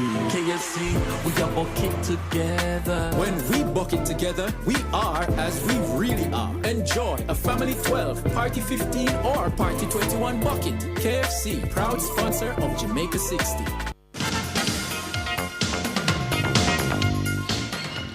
Good evening with your sports report. I am Alric Swaby. Now, Jamaica's athletes failed to advance to the final of the women's 200 meters at the 33rd Olympiad in Paris. Nisha Berger, running in semi-final 2, finished 5th in 22.64 seconds. I don't think I executed the way I wanted to execute, but I'm grateful. I'm healthy. I'll just move on from here. It has been a great experience. I'm happy. I'm proud of myself. I had a long season, so I'm grateful. I'm happy. Nisha Berger. Now, semi-final 3 saw Lanae Tavie Thomas finishing 5th in 22.77 seconds. Meanwhile, in the men's race, Andrew Hudson and Brian Lavelle will seek to qualify for the semi-finals through the repechage system. Hudson, running in Heat 2, finished 4th in 20.53 seconds and failed to secure one of the 3 automatic qualifying places. Lavelle also finished 4th in Heat 6 in 20.47 seconds. I think it was a bad race for me. I think I judged it wrong. I think that cost me automatic spot. I think I did run off the curve like I should have. I think that transition coming to church was not good. Brian Lavelle. Now on to cricket, as High Court Judge of the Supreme Court of Guyana, Justice Navindra Singh, today ordered and declared that the election of Azim Bazarat as Vice President of Cricket West Indies CWI was null, void, and of no legal effect, being contrary to the Articles of Association of Cricket West Indies. Bazarat was elected on March 25, 2023. The Guyana Cricket Board, GCB, in January 2023 nominated Bazarat for the position of Vice President of CWI in accordance with the Articles of Association of CWI. GCB later withdrew the said nomination prior to the election. The said withdrawal was done in writing and was premised on certain reports and information received by the GCB in relation to Bazarat's conduct and as President of the Trinidad and Tobago Cricket Board. CWI has instructed its legal team to immediately file an appeal and will await the decision of the appellate court. The International Cricket Council ICC is mulling over shifting the Women's T20 World Cup out of Bangladesh amid the ongoing civil unrest in the country. The tournament is scheduled to be held in Bangladesh from October 3 to 20. The 9th edition of the tournament is scheduled to be held across 2 venues. However, just 3 months ahead of the event, the hosting rights of Bangladesh are in danger due to the massive civil unrest in the country. Veteran cricket commentator Joseph Rez Pereira explains. With the Bangladesh government resigning, army taking over to then later appoint an interim government, elections will probably name the new venue host. Joseph Pereira, no captain of the West cricket. Dottin recently expressed her enthusiasm to return to the international game in a letter to Cricket West Indies. The 33-year-old Barbadian stunned fans in 2022 when she decided to end her international career. However, Matthews says Dottin will give 100% for West Indies after her retirement U-turn. I think with Deandra, one thing I can say for sure is she is someone who, when she steps onto the field, she is going to give 100% every single time. And obviously it's quite fresh news. I think it's quite fresh news for us as well. I do plan and want to have discussions with her and with the team as well. Obviously that's really important, and I think that's the most important thing for us right now. And I guess until I've had those conversations, I'd probably prefer not to make any more comments, but at the same time I would be happy to in a couple of weeks. But like I said, look, she's someone who's always going to be able to be there to give 100% on the field no matter what. Haley Matthews. Known to footballers, Arnott Gardens are the champions of the 2024 CFU Club Shield, defeating Grenadines FC of Antigua and Barbuda 1-0 in a hard-fought final in Curacao on Sunday. Rashane Thompson scored the winning goal in the 73rd minute. Only Reed in front of the goal. Shepherd. Still ball, and there's the goal. Finally, Arnott Gardens. It's Rashane Thompson that does it. It took him 73 minutes, and out of nothing, Rashane Thompson with a fierce shot finds no one in his way and puts Arnott Gardens in the lead. Thompson says the winning goal was a reward for the confidence that coach Xavier Gilbert placed in him. Words can't explain how I feel. Feel very well. It's my first international tournament, so I think that's a plus for me. I did this for my teammates. They fought with me to the very end, and thanks to the coach. It's my first start, and I gave him a reason why he started me in this game. And give thanks to the Lord. And I did this one for my family back home. I have a daughter. That one is for her. Rashane Thompson, qualifying for the final, placed Arnott in Group A of the 2024 CONCACAF Caribbean Cup. They'll play alongside fellow Jamaican clubs Mount Pleasant Academy and Cavalier. Real Hope of Haiti and Police FC of Trinidad and Tobago are also in the group. Gilbert says they are on course to emulate the 2023 season of SV Robin Hood of Suriname. The champions last year went all the way and won it, so we want to follow in their footsteps. It's not going to be easy, and that is life. Like any game, any sport, anything, the further you go, the more difficult and the more challenging it gets. So it's a different level. We have to prepare a little bit different. We have to do some things different. And hopefully we can go back, get a few days off, and then hit the training ground, and there are some things that we definitely have to work on. Xavier Gilbert. Now to golf, as the Jamaica team that represented the island at the 67th Caribbean Amateur Golf Championships at the Iberia Star Golf Course in the Dominican Republic returned to the island on the weekend with the runner-up trophies in the ladies and country categories. Meanwhile, the men finished third in their category. The ladies were runner-up for the second consecutive year and brought back the runner-up George Teal Trophy. The four-person ladies were Emily Main, Matia Issa, and the newcomers Kira Williams and Kingston Burke. Main was the top performer for the team.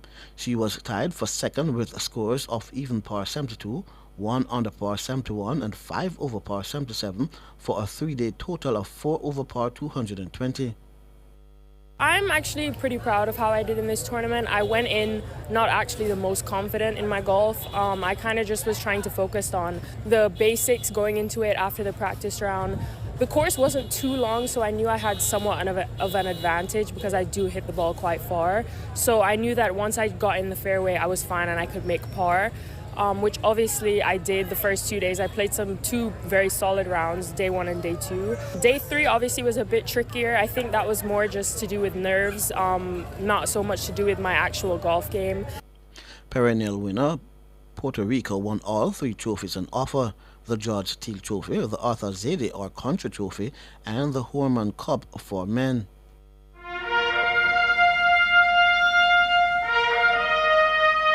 It's time for Olympic Corner.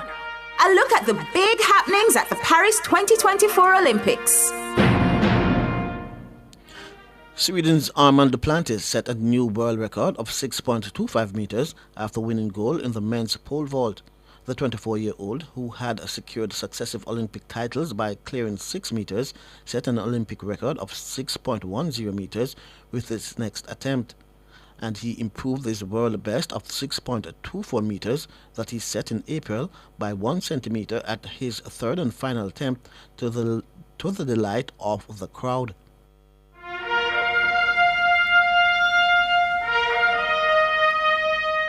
That was Olympic Corner. A look at the big happenings at the Paris 2024 Olympics. There you have it, Nationwide's Olympic Corner. I'm Alex Ribby, and that's your sport.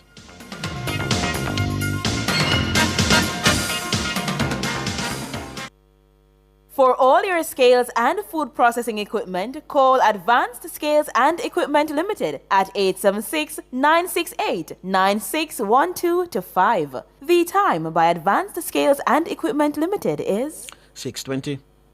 For hard-to-get medications, over-the-counter and chemotherapy drugs, visit Dean's Pharmacy Pepin. When others don't have it, we do. Dean's Pharmacy. Feeling better starts right here. The temperature by Dean's Pharmacy, feeling better, starts right here is 32 degrees Celsius in City Kingston and 29 in Montego Bay.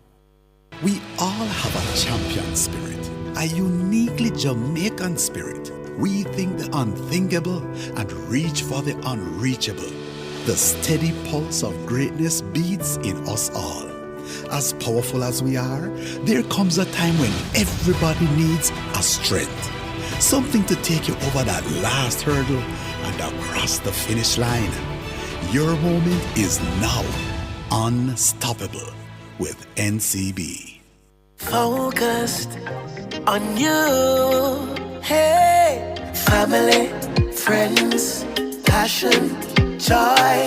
We're focused on you. Focus on life, focus on love, focus on health, and all the above. Imperial Optical is focused on you. So focused. Hey, Imperial Optical Jamaica, focused on you. From Taurus Riley.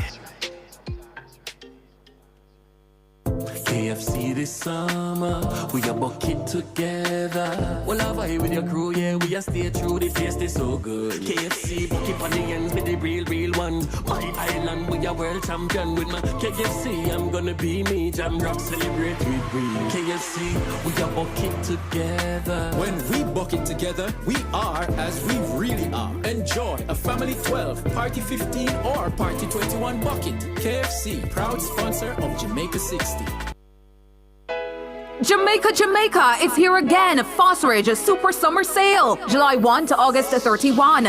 Come get your wires, breakers, solar flood lamps, LED bulbs, ceiling fans, and so much more. Call 876-937-5099 or visit us in Kingston, Mandeville, Draxall, and Montego Bay. Up to 60% off this summer. Get your solar panels starting from $17,600. Come shop, come save at Phosphorage Super Summer Sale. July 1 to August 31. See you there at Phosphorage. Open Sundays. Nationwide 90 FM is at it again. Team Revolution will clear every hurdle and sprint to the finish line as we cover the games of the 33rd Olympiad from Paris, the city of love. Fraser Price gets the start, and look at this, Ahura going well, and here they're coming to close it down. Jetta's coming through, but Fraser Price on the near side, the Olympic champion defends! She defends the title! Wonderful run by Shelly Ann. Nationwide's coverage is powered by our diamond sponsor, Pizza Hut. Now, that's delivering from all locations, island-wide. Public Opinion is brought to you by Cleasing Industrial Supplies Limited, Industrial Automation and Control Solutions.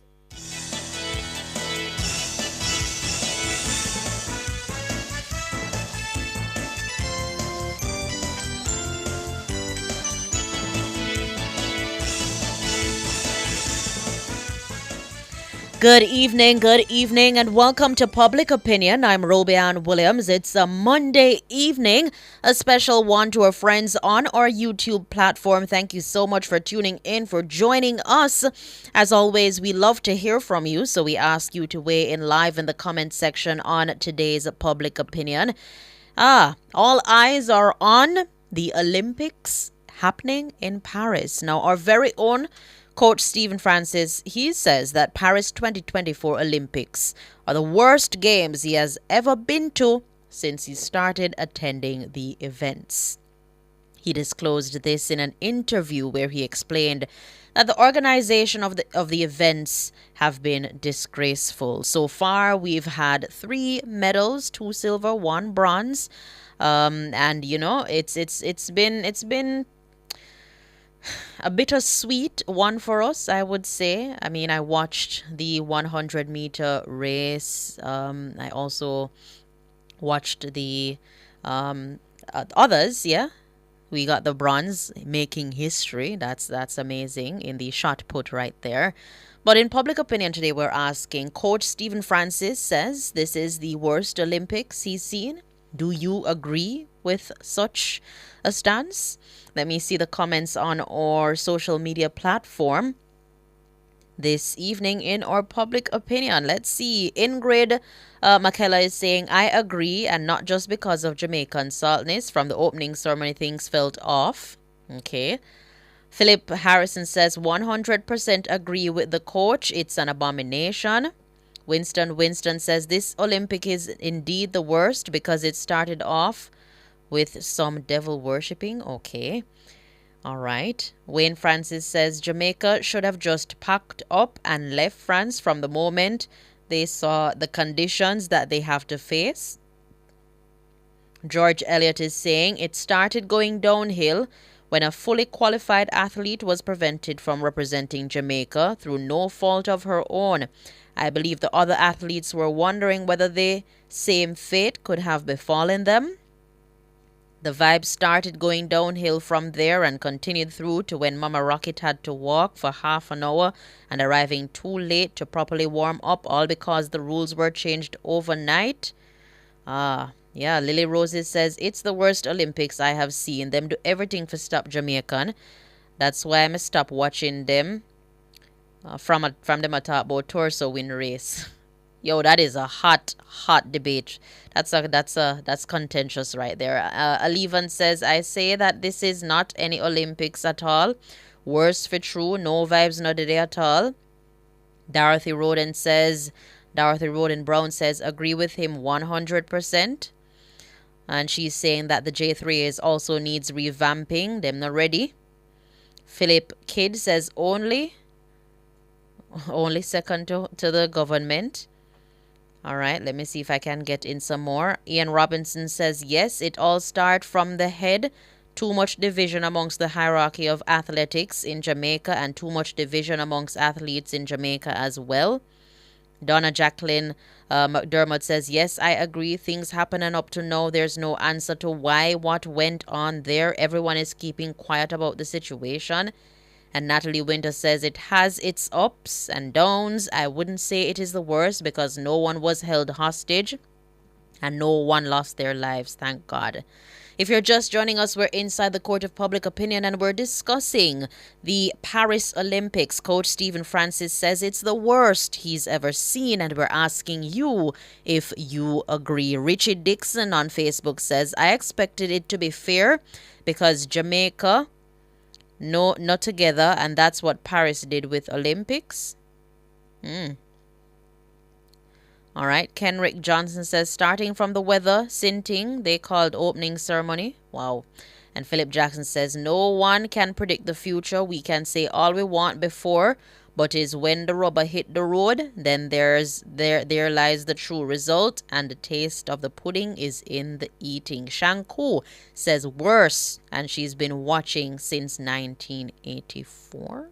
Wow. Okay. All right, let me see if I can get some of the comments on our YouTube platform real quick. Prince Charles says, no, the first time them thief we, the way they did to Merlene Otti. Let me see if I can get in some more.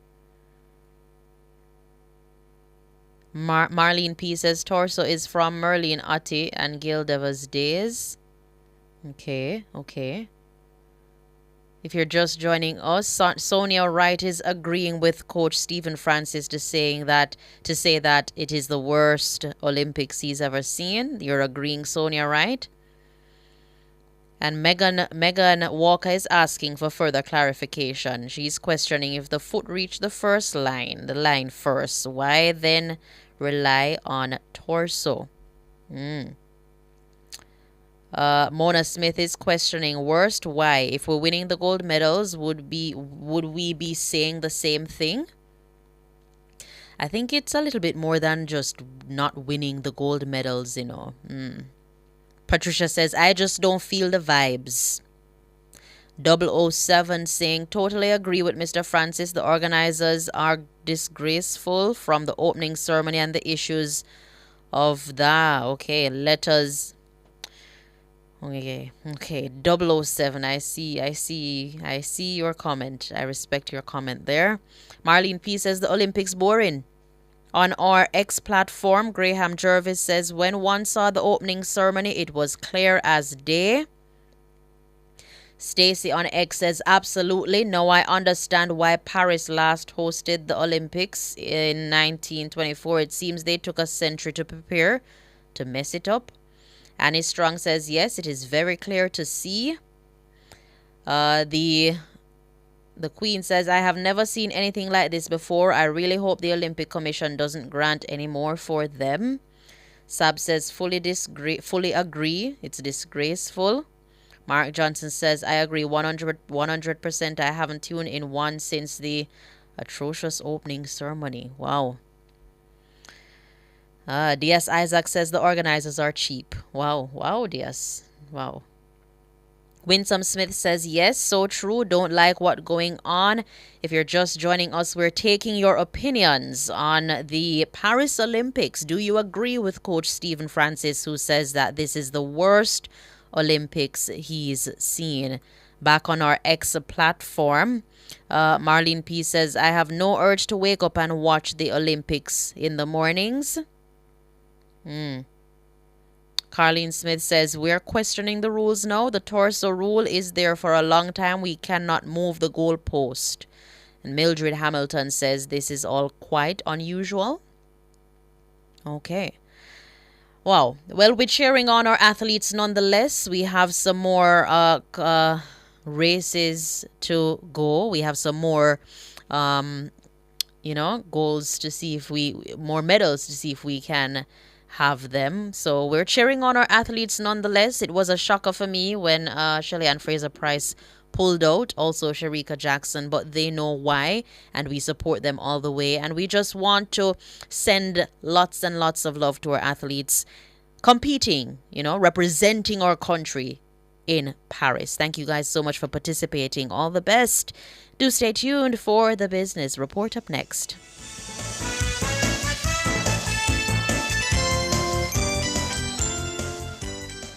Public Opinion was brought to you by Cleasing Industrial Supplies Limited, industrial automation and control solutions. Drive the most exciting new vehicles in Jamaica. Schedule your 2024 Ford Ranger pickup or Ford Everest 7-seater SUV test drive now. Call or visit KIG today. The time by KIG is 6:33.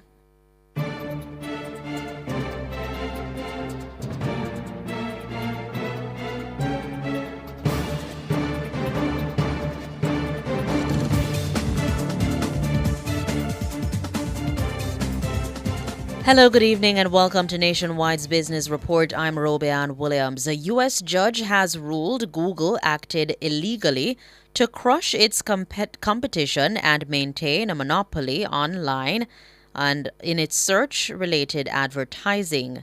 Now, the landmark decision on Monday is a major blow to Alphabet, Google's parent company, and could reshape how technology giants do business.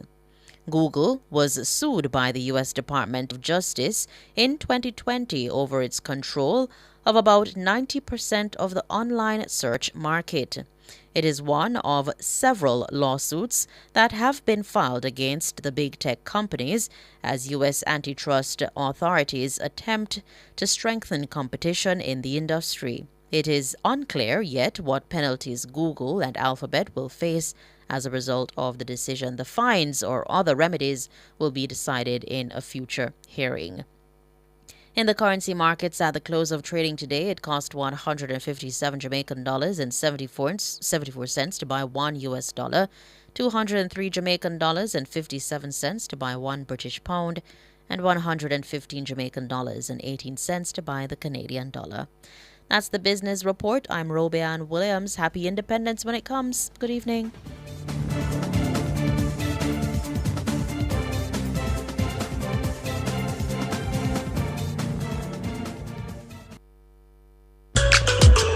Time for a new look.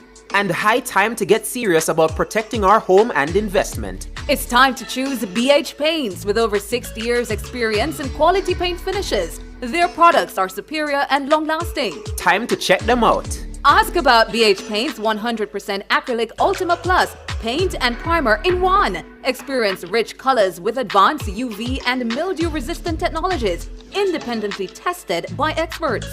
What are you waiting for? Visit a BH Paints Color Center today. Charles O'Connor Consulting Network, COCN, is a financial reporting firm that delivers accounting and compliance services on time. Call us today at 876-908-0486 to 7. Email us at clientservices@cocnjamaica.com or visit our website at www.cocnjamaica.com. COCN, driven by international accounting standards, modern technology, and integrity. Together we're our people standing strong. 3 million Jamaicans, let's work as one. Such a course and work with a plan. Proud and tall, let's make the whole world understand. Every Jamaican have the heart of a champion. Such a core, big up with champions. Watch my style, watch my skill, watch my flow. Standing out anywhere where we go. Many goals, many dreams, many strides. All the black, green, and gold, and we pride. Proud and tall, let's make the whole world understand. We are strong when we are one, Sagicor, celebrating Jamaican success.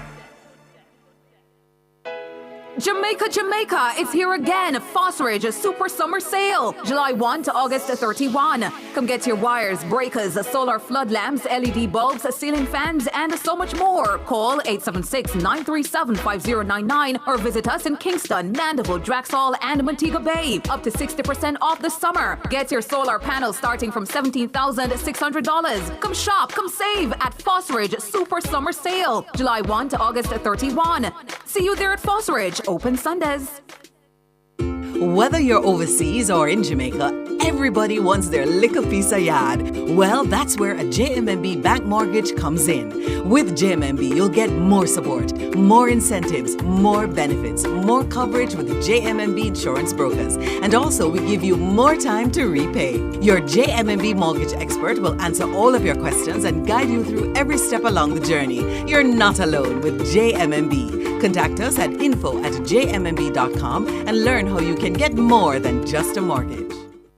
KFC this summer, we a bucket together. Well, I vibe with your crew, yeah, we a stay true, the taste is so good. KFC, bucket on the ends with the real one. My island, we a world champion with my KFC, I'm gonna be me, jam rock, celebrate with we. KFC, we a bucket together. When we bucket together, we are as we really are. Enjoy a family 12, party 15, or party 21 bucket. KFC, proud sponsor of Jamaica 60.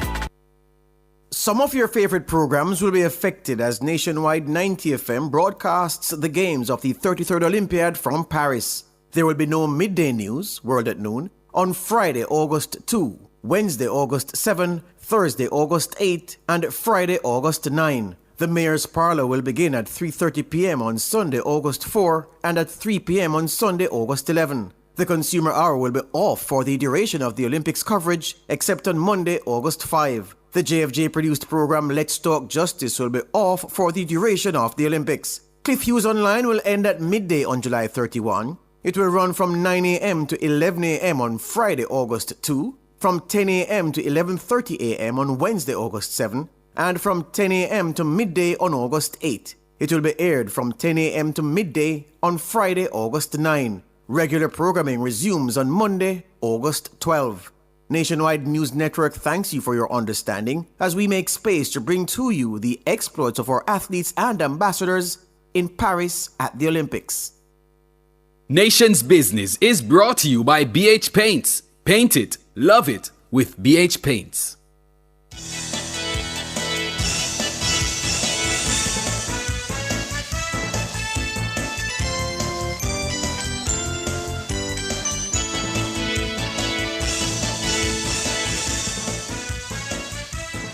Good evening, good evening, good evening. Thank you so much for staying with us here on Nationwide at 5. It's time for the Nation's Business. I'm Ricardo Brooks. And I'm Cliff Hughes. And we're turning our attention to Independence Day activities because tomorrow, Jamaica celebrates 62 years of political independence. And the Culture Minister, Olivia Grange, says activities for the 62nd anniversary have been scaled back as the country continues restoration and recovery efforts in the aftermath of Hurricane Beryl. She says, recognizing the magnitude of Beryl's impact, the decision was taken to modify plans while keeping the spirit of independence alive. The minister says traditionally the country celebrates from August 1 to 5 in the Independence Village, but this year the decision was taken to have the festivities spread across 3 days instead. Meanwhile, the Public Safety and Traffic Enforcement Branch, PSTEB, is advising the public that traffic changes will be implemented in sections of the city to facilitate the Independence Grand Gala on Tuesday. Speaking in Nationwide this morning, head of PSTEB, Assistant Commissioner of Police Gary McKenzie, says the changes will take effect around midday. Generally in 3 phases. So before the event, and this is from about 12 midday or so. Also, Wing Drive is generally one way towards the stadium.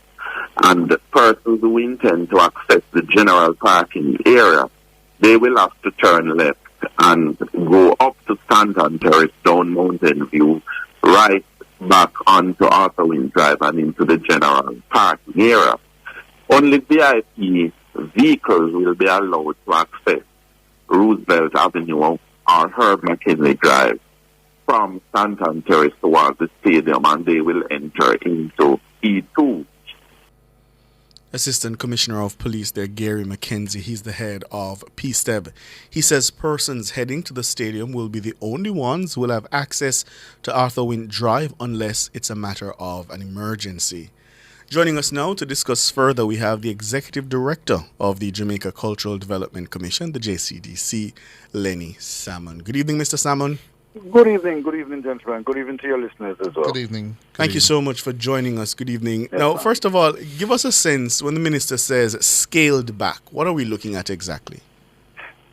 We had to scale back for obvious reasons. That we didn't have resources to do all that we want to do, particularly given where the priority had to be, which is to put people's lives back together after being affected by Beryl.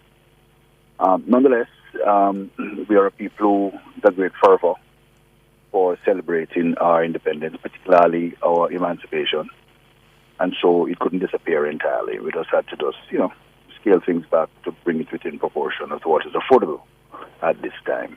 Mm-hmm. And go ahead. The centerpiece of your celebration is usually the Grand Gala. Yes. And that's usually an extraordinary showcase. And so when we say scaled back, are we looking at less performances? What does that look like tomorrow? Yes. We one of the things, we have less of the community groups performing this year because it takes a mighty great deal of resources to prepare them over several weeks, providing transportation, meals, iteration, what have you, for a very, very long time and on event day.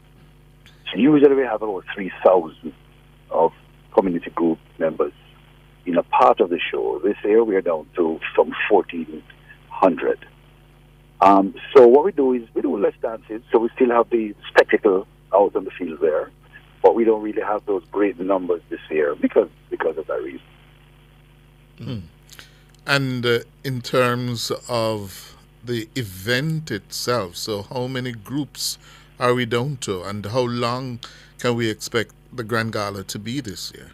The Grand Gala is going to be 3.5 hour presentation. We start with the usual ceremonial observances with the JDF, JCF, with mass band, the Guard of Honor being mounted by the Jamaica Combined Cadet Corps.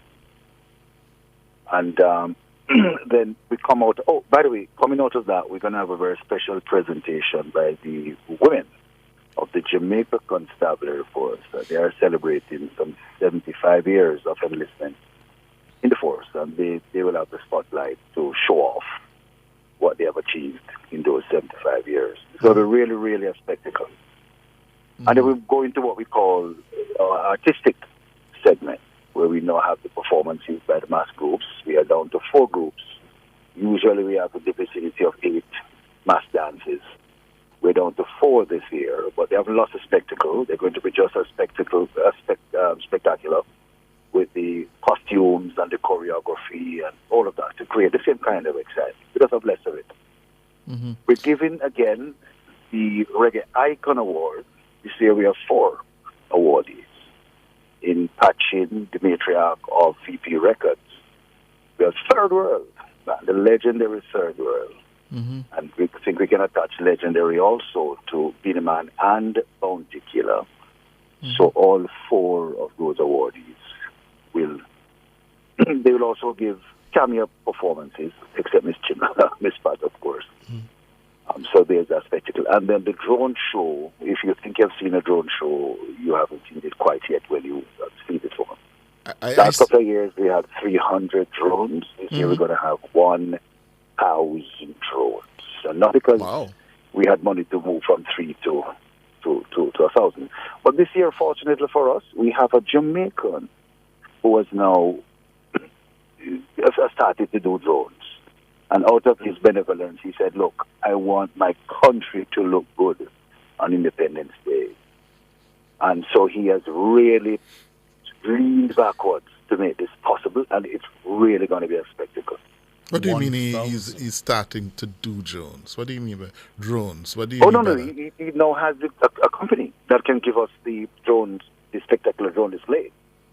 We were using overseas companies because there was no company in Jamaica doing it before. Mm-hmm. He has now established a company. Mm-hmm. And out of his benevolence, he's able now to give us this spectacle. So he's in the business of selling drones? No. He's in the business of doing drone shows. It's a completely different shows. Okay. You can walk into a store to buy 1 drone. Mm. He now has 1,000 drones that he uses to put on these spectacles.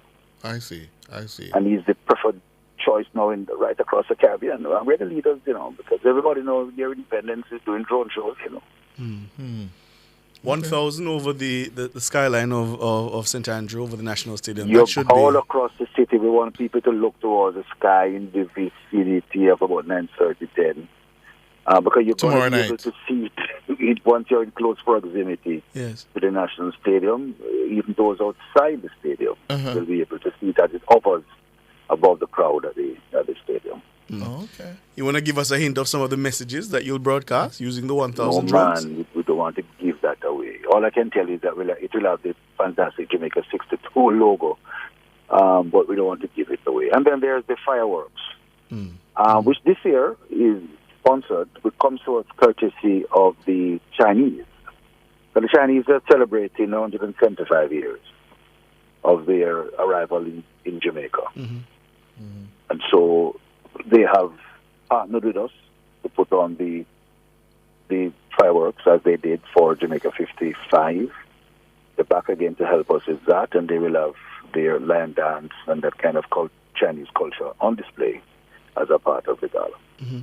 And the gala obviously means a lot to Jamaicans. They usually turn out in numbers to pack the stadium. In terms of the tickets, which I imagine are usually free, how have they been going? Are you all sold out now? We have been out of tickets for almost a week. We have never seen this kind of fervor, this kind of excitement, not just for the Grand Gala, but the entire independence emancipation celebrations. We had the Seville Emancipation Jubilee in Seville. It was a humdinger. the Village, where we had the Festival Queen 2 nights ago. Last night we had the finals of the Gospel Star competition and the Jamaica Praise with the gospel concert. And tonight we have the ever popular merry-go-round. The demand for tickets is just almost insatiable. It's just crazy. I wonder and the why. amount of people who wants to hang on to a gala ticket in particular. I wonder why. Well, it's a good idea. Well, like you said, people just love to celebrate our achievements. Mm-hmm. So people really come out. And we really, despite all that's happening, people being concerned about values and attitudes and all of that. Yes, still the majority of us are still very proud Jamaicans, A year one, Mr. USM couldn't eat him dinner last night because of the race yesterday. So it's that kind of pride in our achievements. We're still a good people, the majority of us. Yes. Are still good people, And I imagine even though you're scaling back, that's why you still thought it important to have some kind of push for the 62nd anniversary.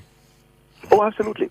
Well, look, there was thought, and let me take Tales out of school. There was thought of not having the independence celebrations, But when we weigh how this could lift people's spirit coming out of burial, the decision was taken that, yes, we can't go full blast, but we cannot not do it. And so we had to do it as that thing to lift the spirit of the people after being so dampened by burial. So, and people really appreciate and have said, boy, we're so happy that you're still going through with it because there was noise all about that there'll be no gala this year and all that kind of thing. And people were upset that that kind of thing was coming out that we were planning not to have the gala. And so we had to do it because we're so proud of our achievements and people just want to come out and show a national pride. And we want to provide a platform for them to do it. Yeah. So if you have not yet had a ticket for the Grand Gala tomorrow, chances are you won't be able to get one now. No, chances are you won't be able to get in. I actually received about 3 calls at my desk. No, I received 3 calls per minute. Persons calling to ask if Nationwide had tickets to the Grand Gala. Oh Lord! Well, I've been trying to get 4 and all I can't get it. But we don't have any here at Nationwide. Is that at the Independence Village, right next door at the Indoor Sports Center, we're going to set up a viewing deck. We're going to have a big screen there, and those who can't get in on the inside can be able to go there. A nice little picnic, carry a blanket, spread it out. We'll have chairs, and the craft shops are there, the food shops are there with traditional Jamaican food and so on. It's going to be a real lively vibe in the village. You just come out and just watch it on the big screen in the village as well. If you can't get into the stadium. If you can't get into the stadium. Yeah. And again, it's all free. Yeah, as a public servant, I'm a creature of policy. And so the policy of this government is that we mustn't charge people to celebrate their independence. And so that includes in the village, you said there is going to be Jamaican food. So that's all free as well? No, the food is free. Oh, no, well, that's a me clarify because if the people them show up tomorrow and them say them here on Nationwide, that is everything free. Okay. So make sure you walk with your food money. Yes. Yeah? Yes.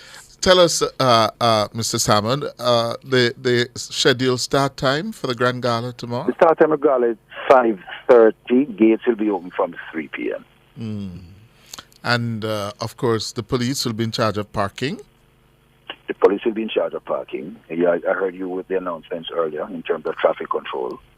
So we ask people to really cooperate with the police. And by the way, it's live on both free-to-air stations. It's going to be live on CVM, live on TVJ. Right, because I just saw a comment here from Kirk on our YouTube channel. He's asking if it's going to be live on YouTube as well. It will be. Just tune into GIS or the Jamaica Cultural Development Commission, jcdc.gov.jm, and it will be available. Right. So if you can't make it to the stadium or to the village, you can watch on television and, of course, across social media. Yes, and Jamaica, your listeners that are listening on the net, we find now that Jamaicans from all across the world, they actually tune in on the internet to watch the celebration. So just to tell them it's going to be there this year again, so they can join in the fun and the excitement. Yes. Okay. All right. So we're all set for tomorrow afternoon, beginning at 5:30. It's going to be a spectacular show. Make sure you don't miss it. 1,000 drones. That should I'm be, looking forward to that that should in be particular. something to behold. Yes. All right, Lenford, take care. Yes, man. Thanks for having me. Not a You're problem. welcome. Good. I haven't been to the gala in a while. 1 year I went and boy, I went to the crowd. Mhm. Could manage the crowd and maybe turn back and go watch it on TV. But I haven't been in a while. Hmm. Well, if anybody has 4 tickets you want to share with me, let me know, please. Yes, I've been looking for tickets and can't get it. All right. This is Nationwide at 5.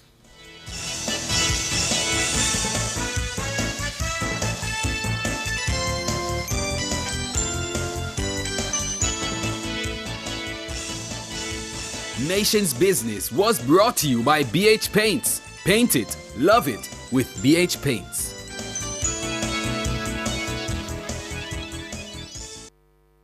The mission of the Ministry of Legal and Constitutional Affairs includes revising Jamaica's legal and constitutional infrastructure and accelerating the pace of reform. The time by the MLCA is 5 minutes to 7. The Watchman. Exploring issues shaping our society, government, and business. Provocative, unconventional. Dr. Henley Morgan is The Watchman. Good evening. Emulating our track and field athletes at Independence. As Jamaica approaches the 62nd anniversary of its independence, our track and field athletes are competing at the Olympic Games in Paris.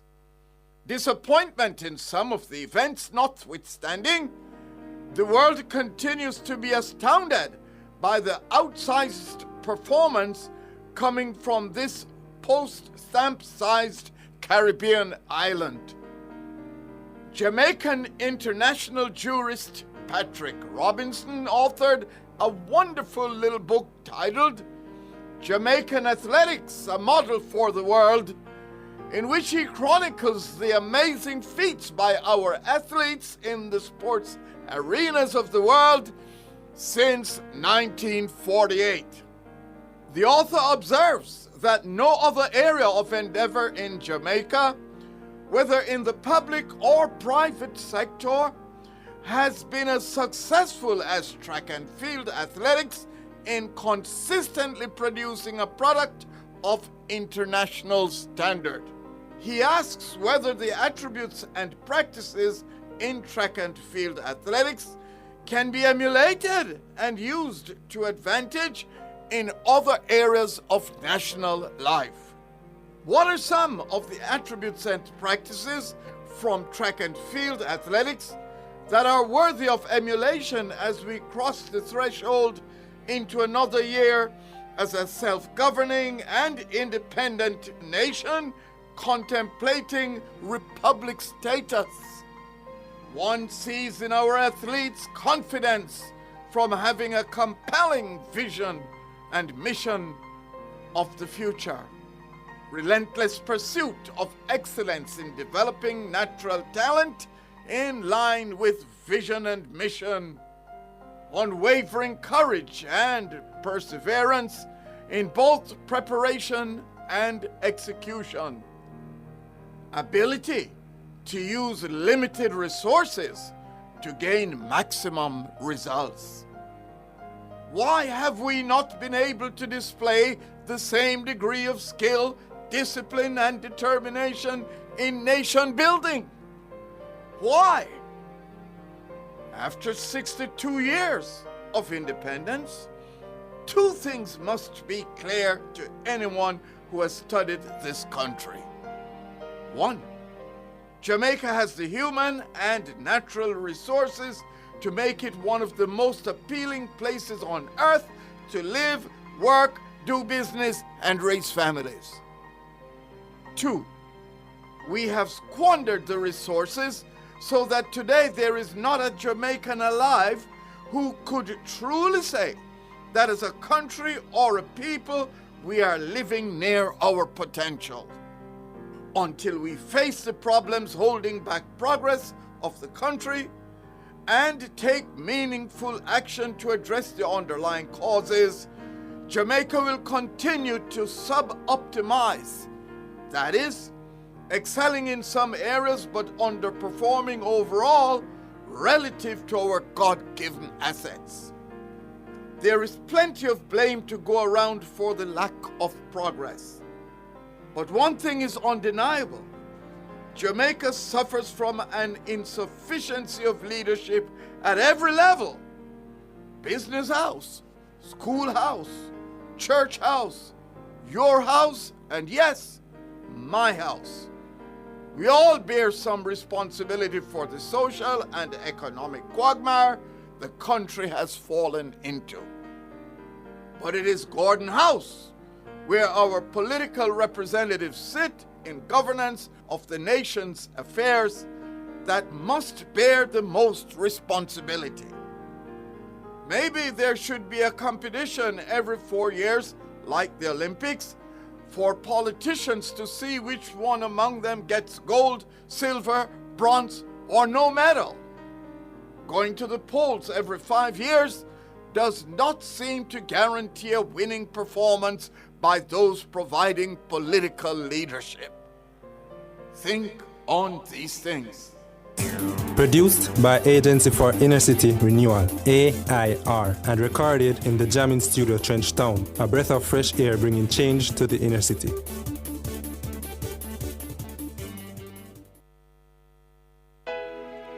Jamaica, it's here again. Phosphorage Super Summer Sale, July 1 to August 31. Come get your wires, breakers, solar flood lamps, LED bulbs, ceiling fans, and so much more. Call 876-937-5099 or visit us in Kingston, Mandeville, Draxall, and Montego Bay. Up to 60% off the summer. Get your solar panels starting from $17,600. Come shop, come save at Phosphorage Super Summer Sale, July 1 to August 31. See you there at Phosphorage. Open Sundays. KFC this summer, we a bucket together. Well, I vibe with your crew, yeah, we a stay true, the taste is so good. KFC, bucket on the ends with the real ones. My island, we a world champion with my KFC, I'm gonna be me, jam rock, celebrate with we. KFC, we a bucket together. When we bucket together, we are as we really are. Enjoy a family 12, party 15, or party 21 bucket. KFC, proud sponsor of Jamaica 60. Drive Hyundai vehicles beyond your dreams with an exclusive 4.99% interest rate. Yes! Shop Hyundai vehicles and get a super low 4.99% interest rate on your car loan. Plus 2 years free service, 1 year insurance, and 5 years warranty. Offer valid on all 2024 Hyundai vehicles. Drive your Hyundai with the lowest interest, 4.99%. Conditions apply. We all have a champion spirit, a uniquely Jamaican spirit. We think the unthinkable and reach for the unreachable. The steady pulse of greatness beats in us all. As powerful as we are, there comes a time when everybody needs a strength. Something to take you over that last hurdle and across the finish line. Your moment is now. Unstoppable with NCB. Paris Connection with Wayne Walker is brought to you by the Sagicor Group. Out of many, one pulse. 3 minutes after 7, that makes it, let me see if I get it right now, 3 minutes after 2 in the morning. Do I have that right? No, 3 minutes. Yeah, after 2. 3 minutes after 1. Wayne after 2 or after 1? It's after 2. 3 minutes after 2. There you go. Wayne Walker is in the City of Lights and the City of Love over there in Paris. Good morning, Wayne. Good morning. Good morning to you. Good morning. So, track and field events well and truly underway now. Jaheel Hyde, Roshan Clark, and Malik James King all advanced to Wednesday's semi-finals of the men's 400-meter hurdles. as well. Meanwhile, Stacey Ann Williams, she ran up a season's best, 50.16 seconds to advance to the semi-finals of the women's 400 meters. National champion Nikisha Price won Heat 2 in 50.02 seconds, and Janelle Broomfield placed third in Heat 6 in 51.36 seconds. Travis Smichael, Roger Stonner, and Ralford Mullings all advanced to the final of the men's discus. So, Wayne, bring us up to speed as to where we are going into tomorrow. Well, the people who ran today and qualified, well, quite a few of them are favorite in their events. If they're not favorite, they're favorite to win a medal. Amongst those who are favorite to win, Nikisha Price must be at the forefront of those who qualified today. She's coming off a very good NCAA season, and to say a good NCAA is an understatement. She's coming off a brilliant NCAA season. She won the NCAA 400 meters, and her team ran the sixth fastest time in history in the 4x4 to win at the college level as well. And then she became the national champion. She retained her title, actually, because she won the national title last year while she was still at the University of Arkansas, and you know, pretty much went on to dominate the NCAAs, and then broke the national record twice in the space of a month, a national record which stood for 22 years, come to think of it. And she's on course to breaking it again here in Paris, and who knows, could very well go on to win the 400 meters. The favorite and defending champion, well, not defending champion, defending world champion, Marilady Paulino of the Dominican Republic, looked very, very impressive this morning. She ran 49 and change and didn't look as if she got out of gear one. So it's going to be a massive clash between those two, Jamaica and the Dom Rep, for the gold medal in the 400 meters. Stacey Ann Williams, you mentioned, she too is, has had a good season, but she's not really touched the heights like the two I mentioned before, and so I really don't expect her to get onto the podium. But then again, it's a one-off, the final. Anything can happen, and any number can play, as they say in Jamaica. So Stacey is going to be thereabout. The men in the 400. Before you leave the women, so what we had today for the 400 were the heat, the preliminary rounds, or the semi-finals? The preliminary rounds. The preliminary. So tomorrow it will be the semis and the final. Right. Oh. Right. Mm-hmm. Go ahead, Wayne. The 4x4, the 400 meter hurdles are men. We have at least two. Jim Heel is into the semifinals, and all good and well.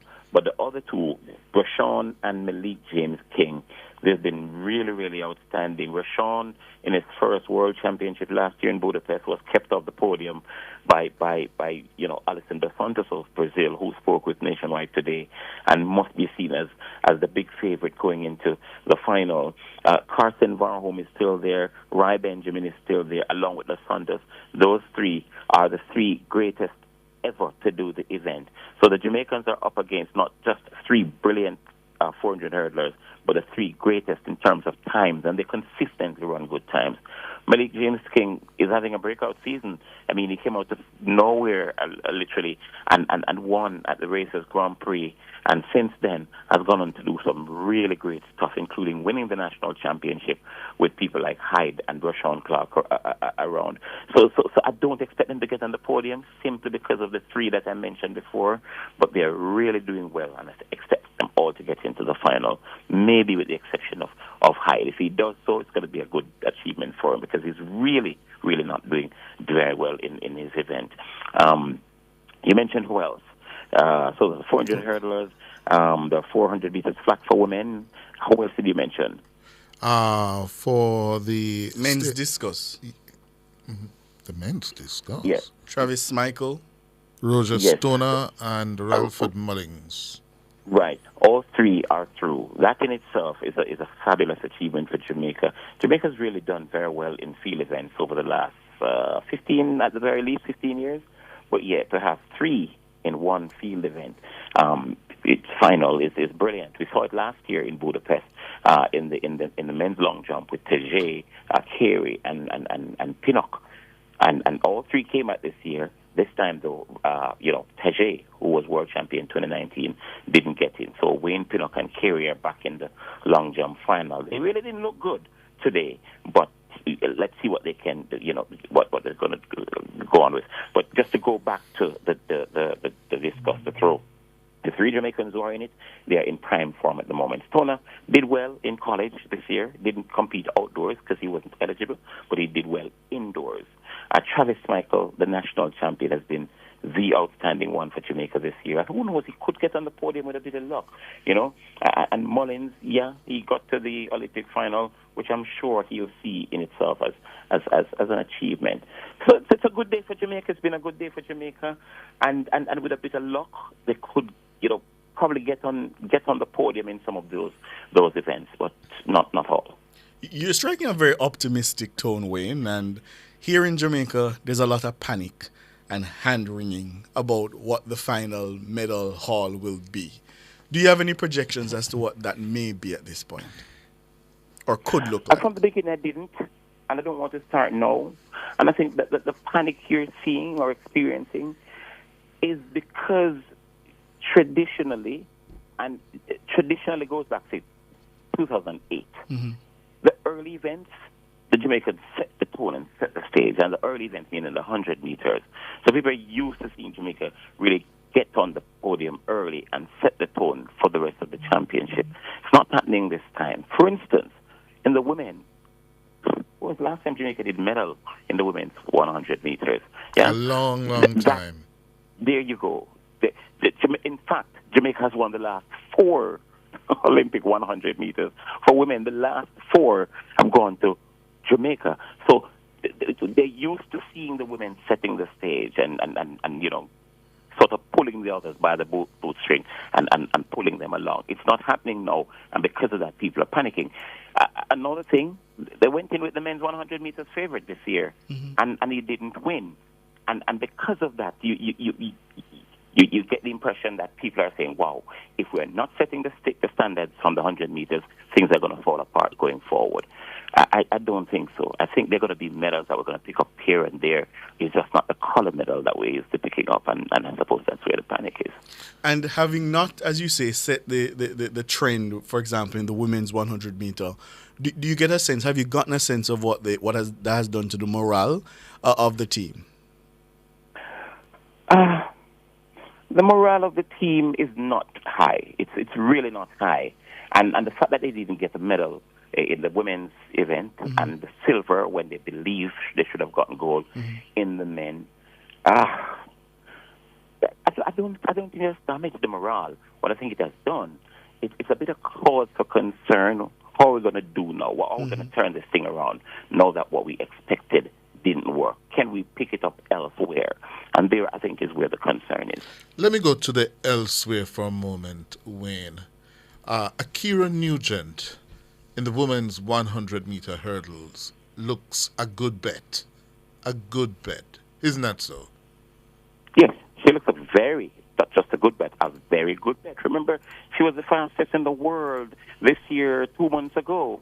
In fact, the day that she became the fastest in the world, Masai Russell from the USA, the US and Jamaica, their trial run, along the same line in terms of the time that they have them. And on the Saturday that Akira Nugent, set the world lead, we were all jumping and celebrating at the National Stadium in Kingston. Only for about an hour later, news came out of Eugene, Oregon, where the national championships of the U.S. were held, that Masai Russell, had the fastest time in the world, and people were saying, are you sure? And when we checked, she was 2/100ths of a second faster than Akira Nugent in Kingston. And so those two have been the standard bearers. But what we have in the women's 100 meters is that on a given day, there are 8 women who probably could go to the top of the podium if things go their way. I don't think you have another event in the world that so many women or so many individuals can win on a given day. The 100 meters hurdle is that event.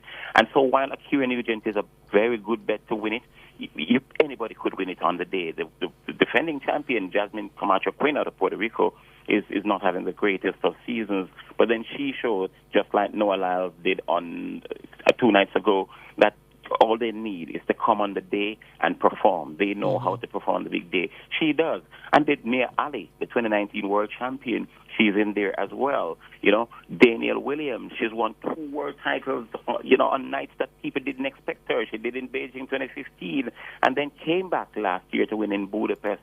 So it just goes to show that on a given day, given night, any one of 8 women can win it, and which is what makes Akira Nugent's chances of winning it so difficult. But and how are the men looking in the sprint hurdles, the 100? They look sluggish.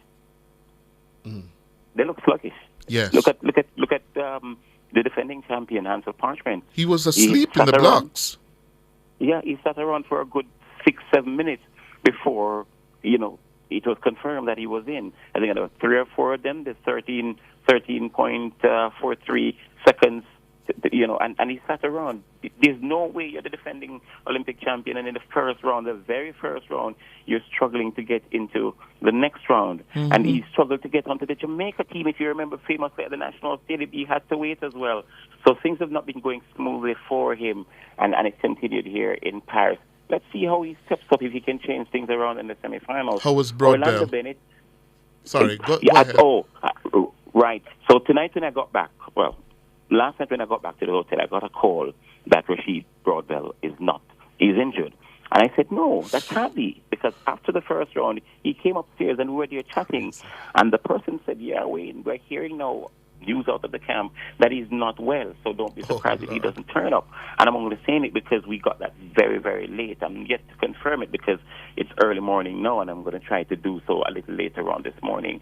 And if that is so, then our goose is cooked, as we would say in local parlance, because I think he represents the best chance of us getting on the medal podium, despite the fact that the Olympic champion is still there. Just.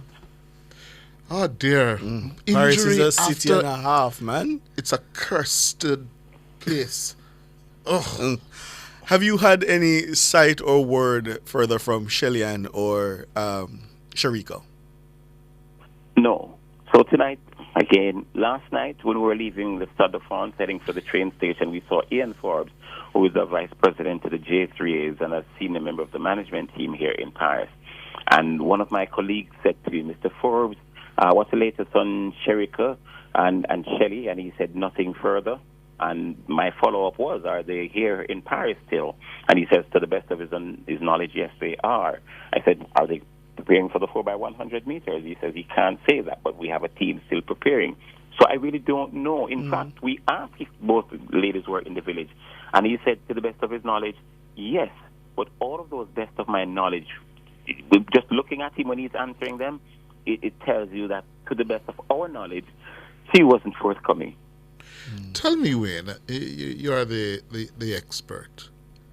I detect that there's something amiss with how the officials of the Jamaican team were advised of, in particular, Sharika withdrawing at the last minute for was it the 100, the 200, the 200? Right. Yeah. What is the protocol to be followed in terms of advising the officials? Well, there's a technical leader, Maurice Wilson. Now, he meets with the coaches every night to see what is happening before they go to bed, so they know exactly what to happen. Because for you to withdraw, you've got to advise the organizers as early as possible. In the case of Sharika, what happened is that she turned up at the warm-up area, which is an indication that she was okay. Her group, her camp, her coach, her management said it was at the last minute before she entered the call room that they decided, it wasn't going to be. So you could blame no one for that because it was a very last minute. The question is it believable? And a lot of people doubt it. A lot of people believe that they knew all along that she wasn't going to run the 200 meters, and they waited on the very last minute. Now, we're not saying that's what's happening, but people are of the view that that's what happened because, they sensed that she wasn't going to run the moment she pulled out of the 100 meters. Cliff, I'll tell you this without calling name, a very, very, very senior coach in the Jamaica team. When Sharika pulled out of the 100, we went to training the next morning, and we saw him. And he said, listen, have you spoken to Sharika's coach? We said, yes. He said, what happened? I said, she pulled out of the 100. He said, oh, hold on, you believe if she pulled out of the 100, she can run the 2, don't be fooled. And then, lo and behold, she didn't run the 200 meters. So there's a bit of untrustworthiness going around, and you start to wonder who is not honest, who is withholding, who is putting self above country in a situation at the Olympic Games where it should be the other way around. It's just so messy, and you get the impression something is simmering, and we should not be surprised if at the end of the Olympic Games, we're going to hear a lot of stuff. Let's hope it's not so, but it's one of those times that you just think that it is so. Stephen Francis says this may be the worst Olympics he's ever seen. From what you've been observing on the ground, do you agree? Well, that's not what he said, actually. He said it's the worst Olympics from an organization standpoint, from the athletics, because he doesn't follow the other areas of the Olympic Games, so he wouldn't know that. But he said for athletics, I don't know. I think it's a stretch to say it's the worst. He's been to 8 Olympic Games, so he must know what he's talking about. Would I say it's the worst Olympic Games I've seen? I've done 4, half of what he has done. From an athletics organization standpoint, yeah, there've been occasions when you turn up at venues, you have issues there, the transportation sometimes. I mean, the other morning we were heading down to the Stade de France, and by the time we got to the terminus where the bus is supposed to pick us up, the bus driver saw us coming. We had our accreditation around our neck, and she clearly saw that we're going to the Stade de France, and she just didn't stop. And her explanation was that she didn't know where we were going, didn't stop to ask us. So, stuff like those. And so it's inconveniencing at times, because if you have an athlete running at a certain time and you schedule yourself to get to the terminus, to get to the stadium, and something like that happens, then it throws you off. So, yeah, they've had moments when you question, whether these people really were prepared for the Olympic Games. But to say it's the worst, as from an organizational standpoint, I think it's a bit of a stretch. Yes, they've had challenges, but to say the worst of all time and not even close, I think it's a bit of a stretch. But that's his opinion. Well, Wayne, going back now to some of the on-field events, yes? Tomorrow, what are the ones to look forward to? Yeah, you've got to hold me responsible for that one. I got in tonight and I was really, really tired and didn't look at the schedule. But the Jamaica will not feature heavily in the morning. Most of what we're going to have is repecharge. People coming back who did not qualify automatically in their event. And it's going to be a very light morning from a Jamaican standpoint. The afternoon, the evening session should be much more active. And as we speak, I'm just trying to pull up my schedule here. Well, all right. What you can do in the meantime, tell us what is this new addition to the Olympics? The repecharge? What's the word? Yeah, repecharge. All right, yes, it's repecharge. No, what it means is to give you a second chance. I don't know if it's a French for giving a second chance, but that's essentially what it is. So they have selected a number of events. So it's from the 100-meter hurdles right down to the 800 meters. So those are the events. Now, if you do not qualify automatically, then you come back the next day with an opportunity. So the ones who qualify automatically, clearly they go through. The ones who did not, they're all eligible to come back the next day. They don't have to. Yeah, you can't hold them to it. But it's a second chance for them. So in those events, you don't have fastest losers. You have the automatic qualifiers, they go through. And then they put everybody back together the next day and give them a clean bill of health and ask them to qualify for the events. And that's what the repecharge is. They tried it out at the World Relays in the Bahamas. It's the first it's been tried, and the Olympic Games is the first global major championship that it's been tried. And there's been mixed views as to whether it's a good thing or not. I asked one or two of the athletes today, and you get generally that they're not interested in it. They prefer automatic qualifiers and then the losers. So they know before going to bed whether they're in or not, as opposed to coming back for a second race. Take, for instance, Ansel Parchment. When he sat downstairs and he wasn't sure if he was going through automatically, he said, it doesn't matter to him. He'd love another race. He'd love the repecharge because he thinks he's still race rusty and he would want another one. So for some people, it's good. For some, it's not. Yeah. And the schedule for tomorrow now, the ones in the afternoon that we should have more interest? Yeah, I'm still pulling it up here because Chris. Wayne, go on your bed, Wayne. Don't run me to my bed as yet. You ask me, and I'm gonna pull it up because, as I say, we're light in the morning, but in the afternoon it should be heavy. Okay, so the schedule is right now in front of me. Mm-hmm. So what do we have tomorrow? And you're putting me to the ringer here, Cliff, because I was well asleep. I mean, I'm not as young as you, and I'm just trying to, to live. I'm glad you realize. I'm glad you realize. Yeah, if you just allow me to live, please, I hope so. I'm not able to bring it up. Not able to bring it up at the moment. But you know, I'm sure you guys. Okay, no, fine. Finally, we have it. Yes. Here. So tomorrow we have it's Independence Day in Jamaica. Tomorrow, right? Yes. Good. I'm missing my bearings. All right. So the morning session it gets going at 3:05, as it has been for a bit, and then we're going to see Akira Nugent in action.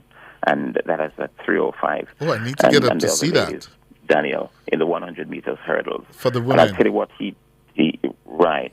There's also the 1,500 meters. Adele Tracy, she has sacrificed literally the 800 meters for the 1,500 meters. She believes that she has a better chance in the 1,500 meters, so she's going to go for that tomorrow. So she, in fact, would be the first Jamaican in action that at 3:05. In fact, she's up in the very first heat where, 15 people are going to be in that heat. So we're looking forward to see what Adele Tracy does. She's very likable.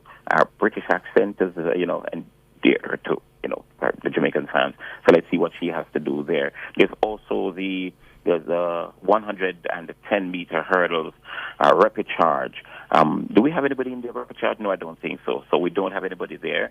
And then we move over to heat number 2. In fact, I'm looking at it to make sure, but I can't remember any of the Jamaicans in the rapid charge. No, none of the Jamaicans are there. So far, Adele Tracy in the 1,500 meters. As I say, it's going to be a light morning for Jamaica. I think the organizers knew that it's the Independence morning and wanted people to sleep, for as long as possible. The 400 meters for women rapid charge, we don't have anybody in that as well. So it's a light morning for Jamaica. It's a very, very light morning for Jamaica. So let me just go and skip straight to the afternoon session. I thought Nationwide, the big station, had this up on their website so people could go there and the CEO would not have the pressure, is tired reporter in Paris. But let's look here. The 400 meters for men, the semifinals, that come up at 19:25, which is 7:25, which is 12:25 in Jamaica. And Jamaica will have a representative in that as well. So yeah, the afternoon session holds a lot for Jamaica, and we're going to see what goes there. In fact, Javon Powell is the only Jamaican in that 400-meter semifinal. So poorly the 400 people have been performing when Jamaica has such a rich history in this event. The women's 400 meters semifinal is up as well. We're going to see Nikisha Price. Let me tell you exactly what semifinal she is in because it's very important. Rochelle Clayton, before that, comes up in the 400 hurdles semifinal. She's in semifinal 1. And in semifinal 2, we've got Genevieve Russell, and out in semifinal 3 is Cheyenne Salmon. So Jamaica well represented in the 400 meters hurdles for women, and that's close to the end of the night. And let me see where we go. The 200 meters final for women. Man, Jamaica would have started the season, the year, with the favorite. Suddenly we have nobody in that final with Gabby Thomas of the United States, the heavy favorite to win this one. But there's also Julian Alfred, the 100 meters champion. This 200 meters final, the last event on the night, it's going to be a banger, and it's scheduled to get off at 2:40 in the afternoon Jamaica time. So it's a light day for Jamaica, but an interesting day nonetheless. And for the avoidance of doubt, the big station does have the schedule up on all social media platforms. It's been up for the last 9 hours. They do. Yes, sir. Just for the avoidance of doubt. That's very good to hear. The big station has that. Very good to hear. Yes, Mr. Walker. My colleague said to me yesterday, yes, I was down at Jamaica House, and somebody from the Gleaner walked in and said, Wayne, Nationwide win the Olympics. So I said, what do you mean? I said, well, the 2 biggest stories so far at the Olympics, the other guys who broke them. And I said, well, thank you. And then there's another station where every time I see the reporter, they say, Wayne, my manager is saying, Wayne, post that, what happened to you? I saw Wayne post that, what happened to you? So it's kind of good to hear. Yes, Wayne, you have been very competitive. Absolutely. You've been doing very well. Absolutely. Yes? Yeah. Just to tell you, thank you. Gabby Thomas in the women's 200 meters, she looks awesome.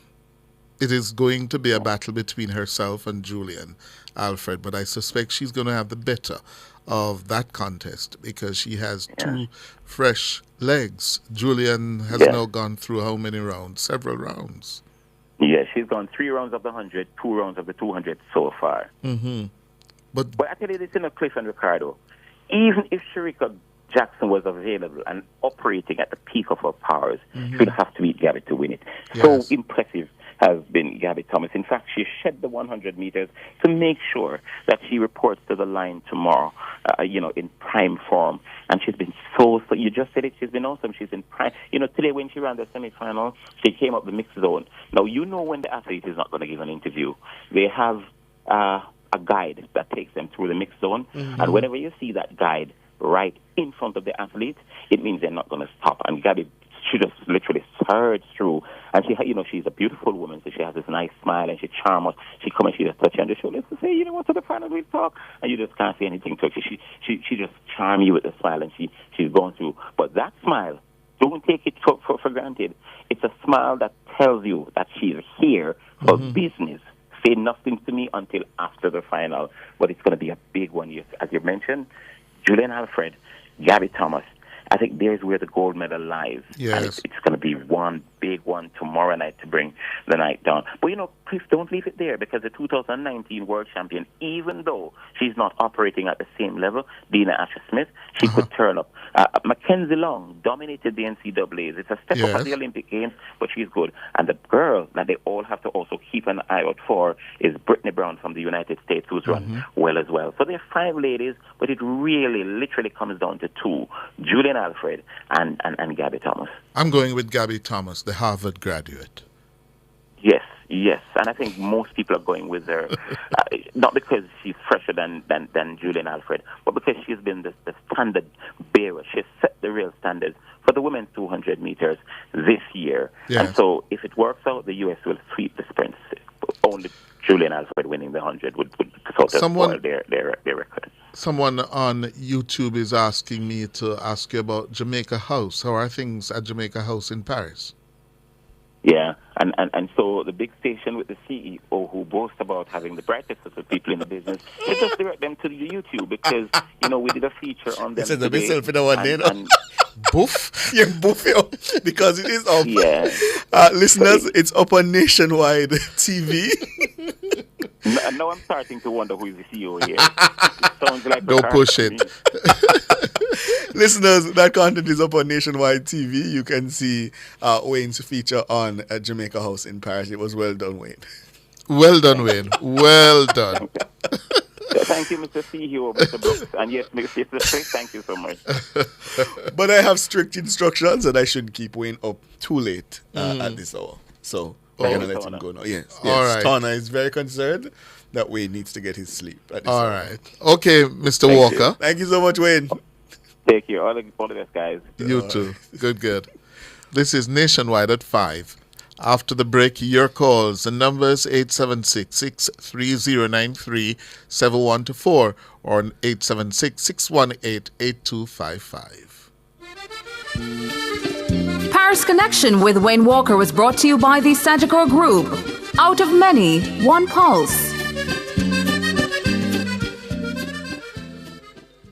Multi-link, access every time, everywhere I go. Multi-link, 24/7 access for me.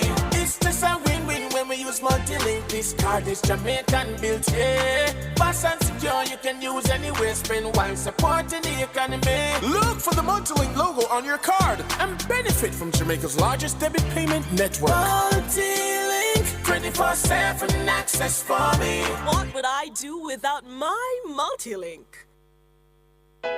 Jamaica, it's here again. Fosridge, a super summer sale. July 1 to August 31. Come get your wires, breakers, solar flood lamps, LED bulbs, ceiling fans, and so much more. Call 876-937-5099 or visit us in Kingston, Mandeville, Draxall, and Montego Bay. Up to 60% off this summer. Get your solar panels starting from $17,600. Come shop, come save at Fosridge Super Summer Sale. July 1 to August 31. See you there at Fosridge. Open Sundays. KFC this summer, we a bucket together. Well, I vibe with your crew, yeah, we a stay true. This tastes so good. KFC, bucket on the ends, be the real one. My island, we a world champion with my KFC. I'm gonna be me, jam rock, celebrate with we. KFC, we a bucket together. When we bucket together, we are as we really are. Enjoy a family 12, party 15, or party 21 bucket. KFC, proud sponsor of Jamaica 60.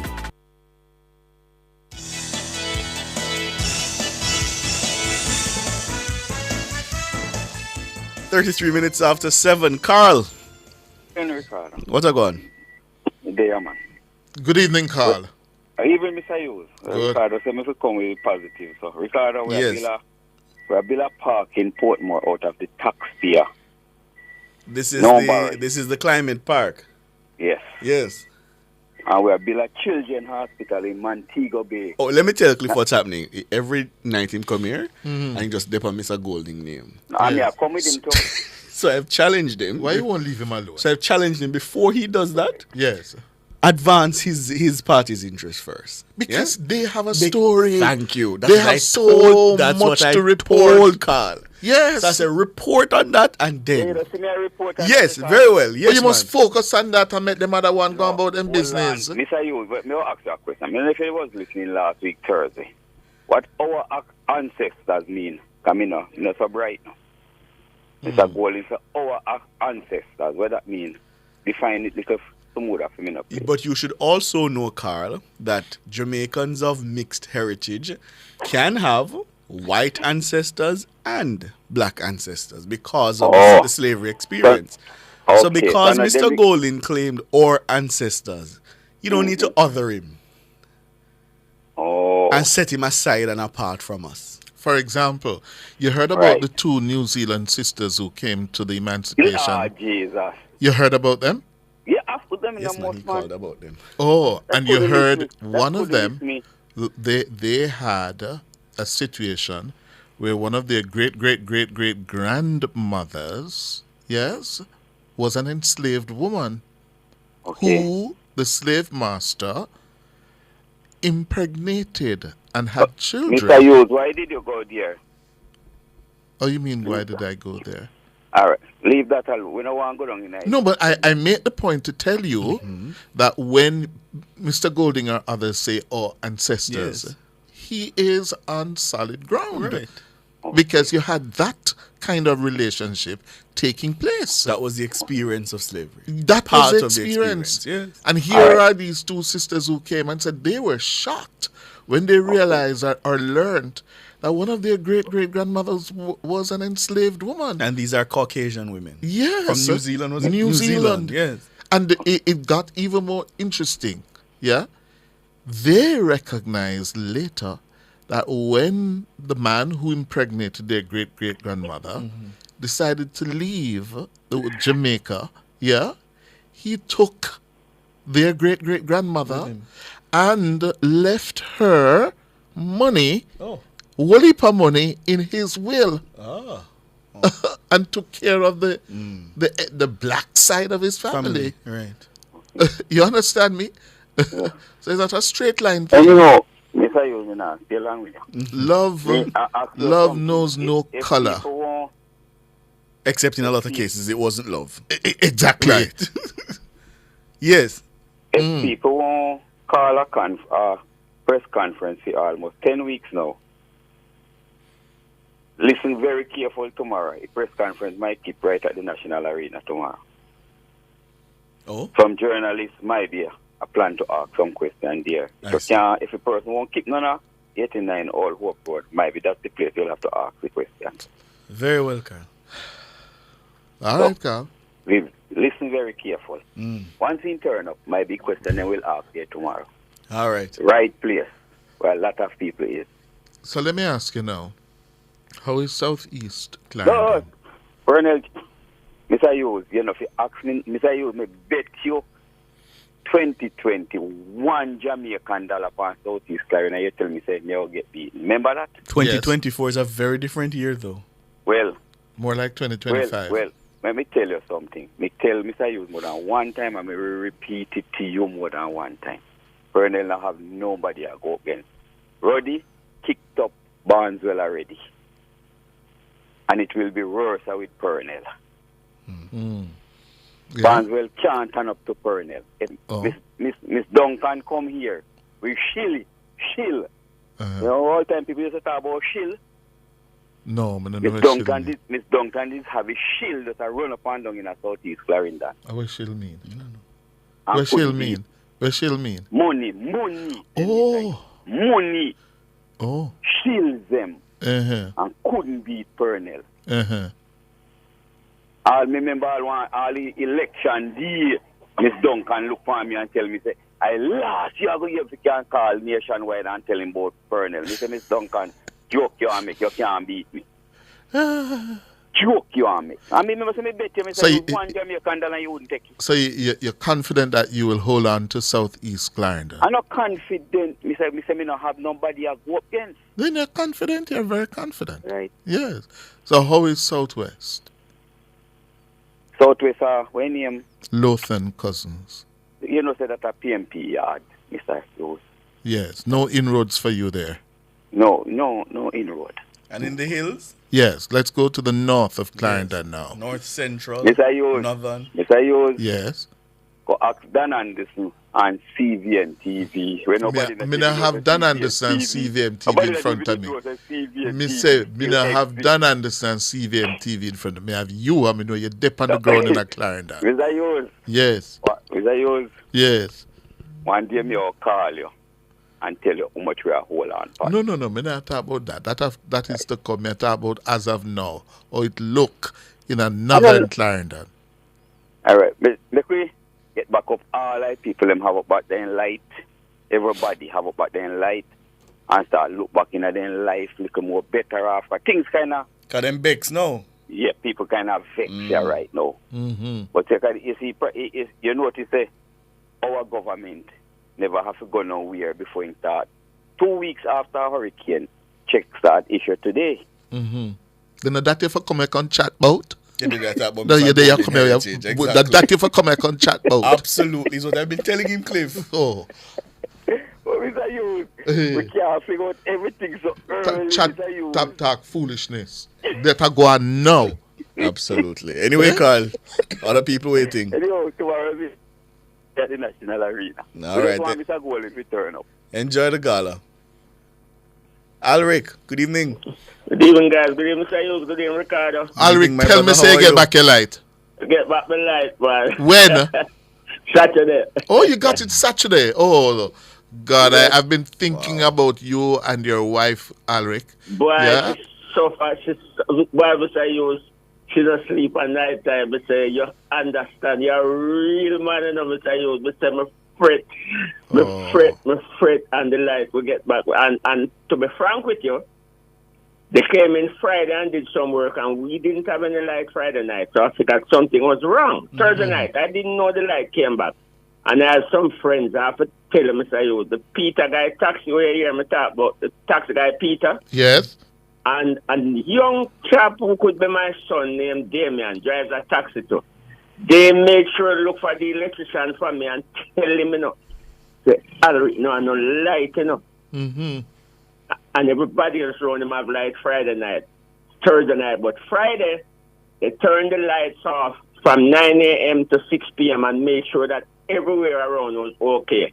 So Saturday morning, the electrician came and went in the box, and something was wrong in the box, and he went and bought something, and in 15 minutes, I was good. Oh, good. So I didn't plug in the fridge and so until yesterday, but I did everything else because I didn't know if low voltage was around, and I follow what GPS said. And yesterday we're good. So we're good to go. Make our ice and drink ice water. That's good. All right, guys. Mr. Hughes, and thanks for the concern, you guys. I really feel good about it. And Papa Nana is having a problem with his phone connection. Everybody has been calling and asking me for him, but he's okay. I spoke with him up to yesterday, Mr. Hughes and Ricardo, and he's doing fine. Okay, good, because the YouTubers are actually asking about him right now. Yes, everybody, Cleveland call, I thank him for calling, Carl, Richie, some more people, and they didn't check for me alone. They check up on Papa Nana too, and I'll let everybody know that he's okay, and I'll talk to him tomorrow. I'm coming on Thursday. I want to give basket yesterday, so you guys will see me on Thursday. Oh, all right. All right. The city of love now, guys. Yes, Paris. What a weird Olympics, guys. Very weird. Very. We call it the But curse of you Paris. say you feel so bad yesterday evening, but take the my bare task of feet that beat. With the dirty river. And then you alone feel bad, no, me jump out of my seat and jump up in here and then say, yes, goal. Boy, trust me, Alric. Me know get the goal. We all thought he had clinched it. Wow. But as Wayne said, I understand what Wayne said. Mm-hmm. And I'm congratulating all the athletes. We're doing well. And I just, Mr. Hughes, I'm not going to back with Gabby. Yes. I'm going with Alfred. You're going with Alfred. It's hers. Everybody have a season and a time. This is hers. I just think that Gabby is fresh. Yes. Fresher legs. Yes, and she's also in the form of her life. Yes, but you saw Alfred. her. You saw her today. Yes, I saw her. Wow. Smooth and like nothing in the world is wrong. But Alfred has the momentum from that 100 win. And the confidence. And the confidence. So it's going to be a battle royal. But I'm taking Alfred. I'm going against you. I'm backing Wayne. I'm backing Gabby. All right. And Ricardo, what say you? Alfred. I'm going to go with Alfred. Just for the Caribbean flavor. Just for the Caribbean flavor. I'm going on form. And just in the moment. Yeah. Yes. I think Gabby is unbeatable. She'll be hard to beat, but I'm backing Alfred. Okay, so good Olympic coverage, guys. I'm getting up at 3 o'clock in the morning listening to the guys, and they're great. So enjoy the rest of the Olympics. The panel is really good. You guys. The panel is really good. Yeah. Yes, that's right. The panel is really good. Yes. See you on Thursday. All right. Take care. Good. Well, let's take the break and come back with more of your calls on 876-630-937124 or 876-618-8255.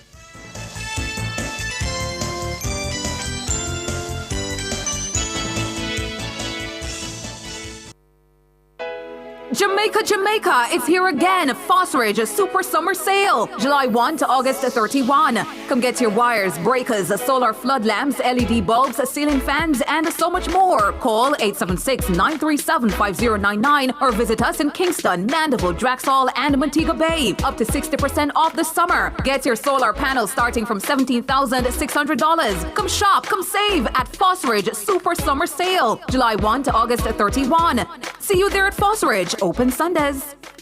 Some of your favorite programs will be affected as Nationwide 90 FM broadcasts the games of the 33rd Olympiad from Paris. There will be no midday news, World at Noon, on Friday, August 2, Wednesday, August 7, Thursday, August 8, and Friday, August 9. The Mayor's Parlor will begin at 3:30 p.m. on Sunday, August 4, and at 3 p.m. on Sunday, August 11. The Consumer Hour will be off for the duration of the Olympics coverage, except on Monday, August 5. The JFJ-produced program Let's Talk Justice will be off for the duration of the Olympics. Cliff Hughes Online will end at midday on July 31. It will run from 9 a.m. to 11 a.m. on Friday, August 2, from 10 a.m. to 11:30 a.m. on Wednesday, August 7, and from 10 a.m. to midday on August 8. It will be aired from 10 a.m. to midday on Friday, August 9. Regular programming resumes on Monday, August 12.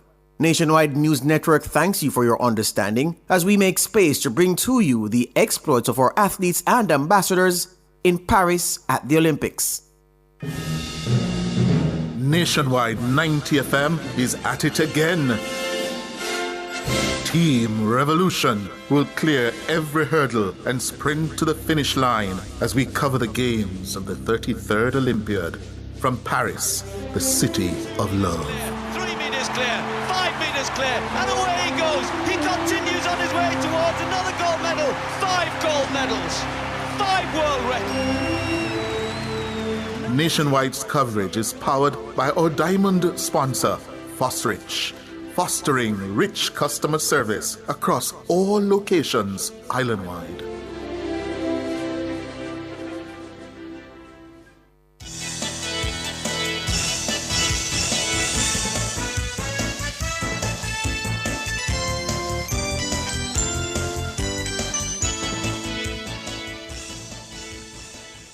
Willow, good evening. Good evening, Cliff and Siobhan. Ricardo. Yeah. My topic this evening is not sports. I'm moving away from sports because I'm not enjoying this Olympic. I'm telling you the truth. I'm not enjoying this Olympic. This Olympic coming like, I don't know, but I'm not enjoying it. I want to move to, Cliff, you bring a news this morning and on your program at 10:30, and you bring our former Prime Minister Bruce, right, about what's taking place in Bangladesh. I was on the road, I was driving, I never get the full because I have in the earpiece, I never get it full. But can you highlight what's really taking place in Bangladesh?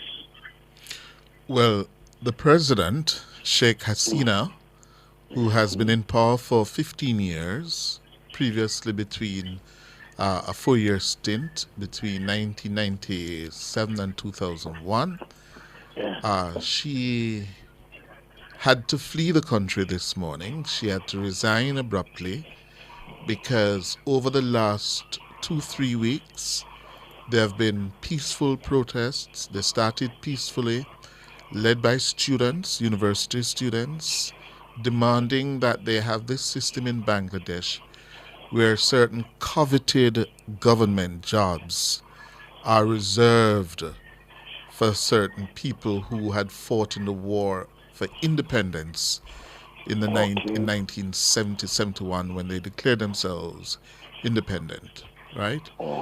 And those jobs were really corralled or collared by members of Prime Minister Hasina's governing party, the Awami League, right?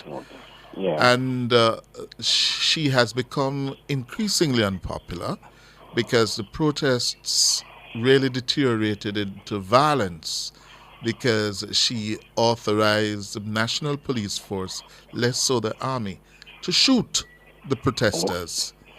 And the protesters, that angered them, and they decided to fight back. In addition, her government was becoming increasingly authoritarian and unpopular. Yes, and it just exploded overnight. Yesterday, 90 people were shot and killed on Sunday alone across the country. And most crucially, she lost the support of the army. The army chief told her that, your time is up. We're not going to turn our guns on the people after the turn of events yesterday. And they told her she had to go. They didn't even allow her to address the nation as she wanted to do. We're learning now. And she resigned abruptly and fled to India. Okay. Yeah. So India welcome her. Yes, she has had a long relationship with India. India and China have been her principal allies over the decades. Yeah, so it's not surprising that the Modi government in India offered her, a place to come. Okay. Mm-hmm. Boy, Cliff, it don't sound good and it don't look good, but this is where we are heading. And you said we who? This is where the world is heading. Not the world. If you don't mind, Sharp America is next. Yeah. Boy. If you don't the former Prime Minister did make that connection this morning that, when it comes to conducting elections, because he was there as an election, not observer, I think there was a team there from the Commonwealth. And he led that Commonwealth group, and he told the Prime Minister that, listen, you needed to act as the leader of the country and to recognize that things were fast deteriorating on the ground. And according to Mr. Golding, she lectured him for about 10 minutes, essentially telling him, no, if your father had been killed by your political opponents, I hear that. What would be your reaction, Yeah. And in other words, Bangladesh is an extremely divisive, and polarized country. Tribal. Okay. Yeah. Okay. It has had Sheikh Hasina and another female politician. I can't remember her name just now. The two of them have been alternating between power. And whenever one is in power, them lock up the other one and send them to prison. Okay. Okay. Right. We as Jamaicans, we have come a far way. From the 80s to now, we have come a far way. Yes, with we our have. Political and our electoral whole system. We have come a far way. And I would like to see us move further on. Yes. Because, let me tell you, our system is good. Our system is good. It have been, well, let me tell you, we are number one right now. If you check it out, we are number one right now. Well, we have one of the best electoral systems in the world. Yes, we have one of the best, yeah. Can you imagine, for somebody like me, Ricardo, live to see that our electoral system is so far better than the United States? Yes. That we could change parties on a one-seat majority. Yes. Yeah. There was not a single bullet fired. There was nobody in the streets. Yeah. Nobody stormed the Parliament or Jamaica House. And we didn't have any of our national leaders saying that the election is stolen. Exactly. Exactly. It is extraordinary. Some say one of the successes of our 62 years of independence electoral system. Yes. But look at our neighbor, Venezuela. Oh, dear. Let's look at our neighbor, Venezuela. That's another powder keg. Yes. Yeah. Let's look at our neighbor, Venezuela. Right. And it's why, for the life of me, I can't understand why it seems that some Caribbean leaders are intent on playing footsie with Maduro. I don't understand. There's a simple answer to that, though, Oil? Ricardo. Oil. No, but the money. But certainly there must be a principle at stake. Well, all politics is local. Cliff, it was which year? What his name is? Maurice Bishop. Yes. Out of Grenada. Out of Grenada. Yeah, we can go back there. We can go back there, and we can give thumbs up. We can give thumbs up to our system in Jamaica. Yeah. And we have had our brush, because we came very close in 1980, 80, yeah. We came very, very close. Yes, I'm looking at that. And my children and my grandchildren to come can really, when they look back at the history of our little island Jamaica, we look about to Talawa. And where we must not from take it for and where granted. we are is now. Sir, No, we can't. We must we not can't take do it that. for granted. We must be No, we can't do that. eternally We can't. vigilant, because you still have those among us who would rather, get us back into the past. Yes. So the price for a thriving democracy is eternal vigilance. We must be vigilant, because don't fool yourself for a moment to think you don't have people in high places and low places, who would want to take us right back there. Well, I'm looking at one. I'm looking at the system now with our integrity. Yeah, I'm looking at that, Cliff, because we are saying that all they do things is like they are doing it in favor of one and doing it against one. We have to be careful. We have to be careful. We have to be careful, Cliff. All right, sir. Yes. All right, that's where we're going to leave it until tomorrow. Wednesday. No, it's a holiday tomorrow. Right, you said until tomorrow. So Right. Is that Wednesday? Wednesday. Oh, yes. Tomorrow's Tuesday. Yeah, so you'll be getting up, though, to watch the Olympics and work. Not work for them. Oh, you don't post online? Well, I mean, that's not really work. I don't consider that work. Oh, I see. All right. There's a joy in interacting with social media. Yes. Very well. All right. Want to say thanks to our callers, or WhatsAppers, or YouTubers. Good evening to all of our friends on YouTube. Also, our producer, Dana Davey. Thanks you so Dana. much, Dana.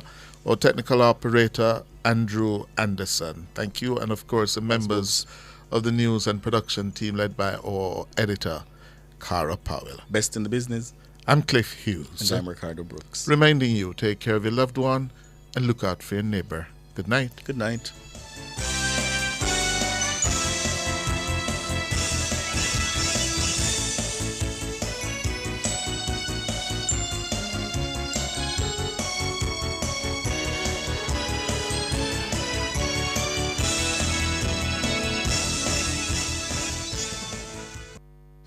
Jamaica!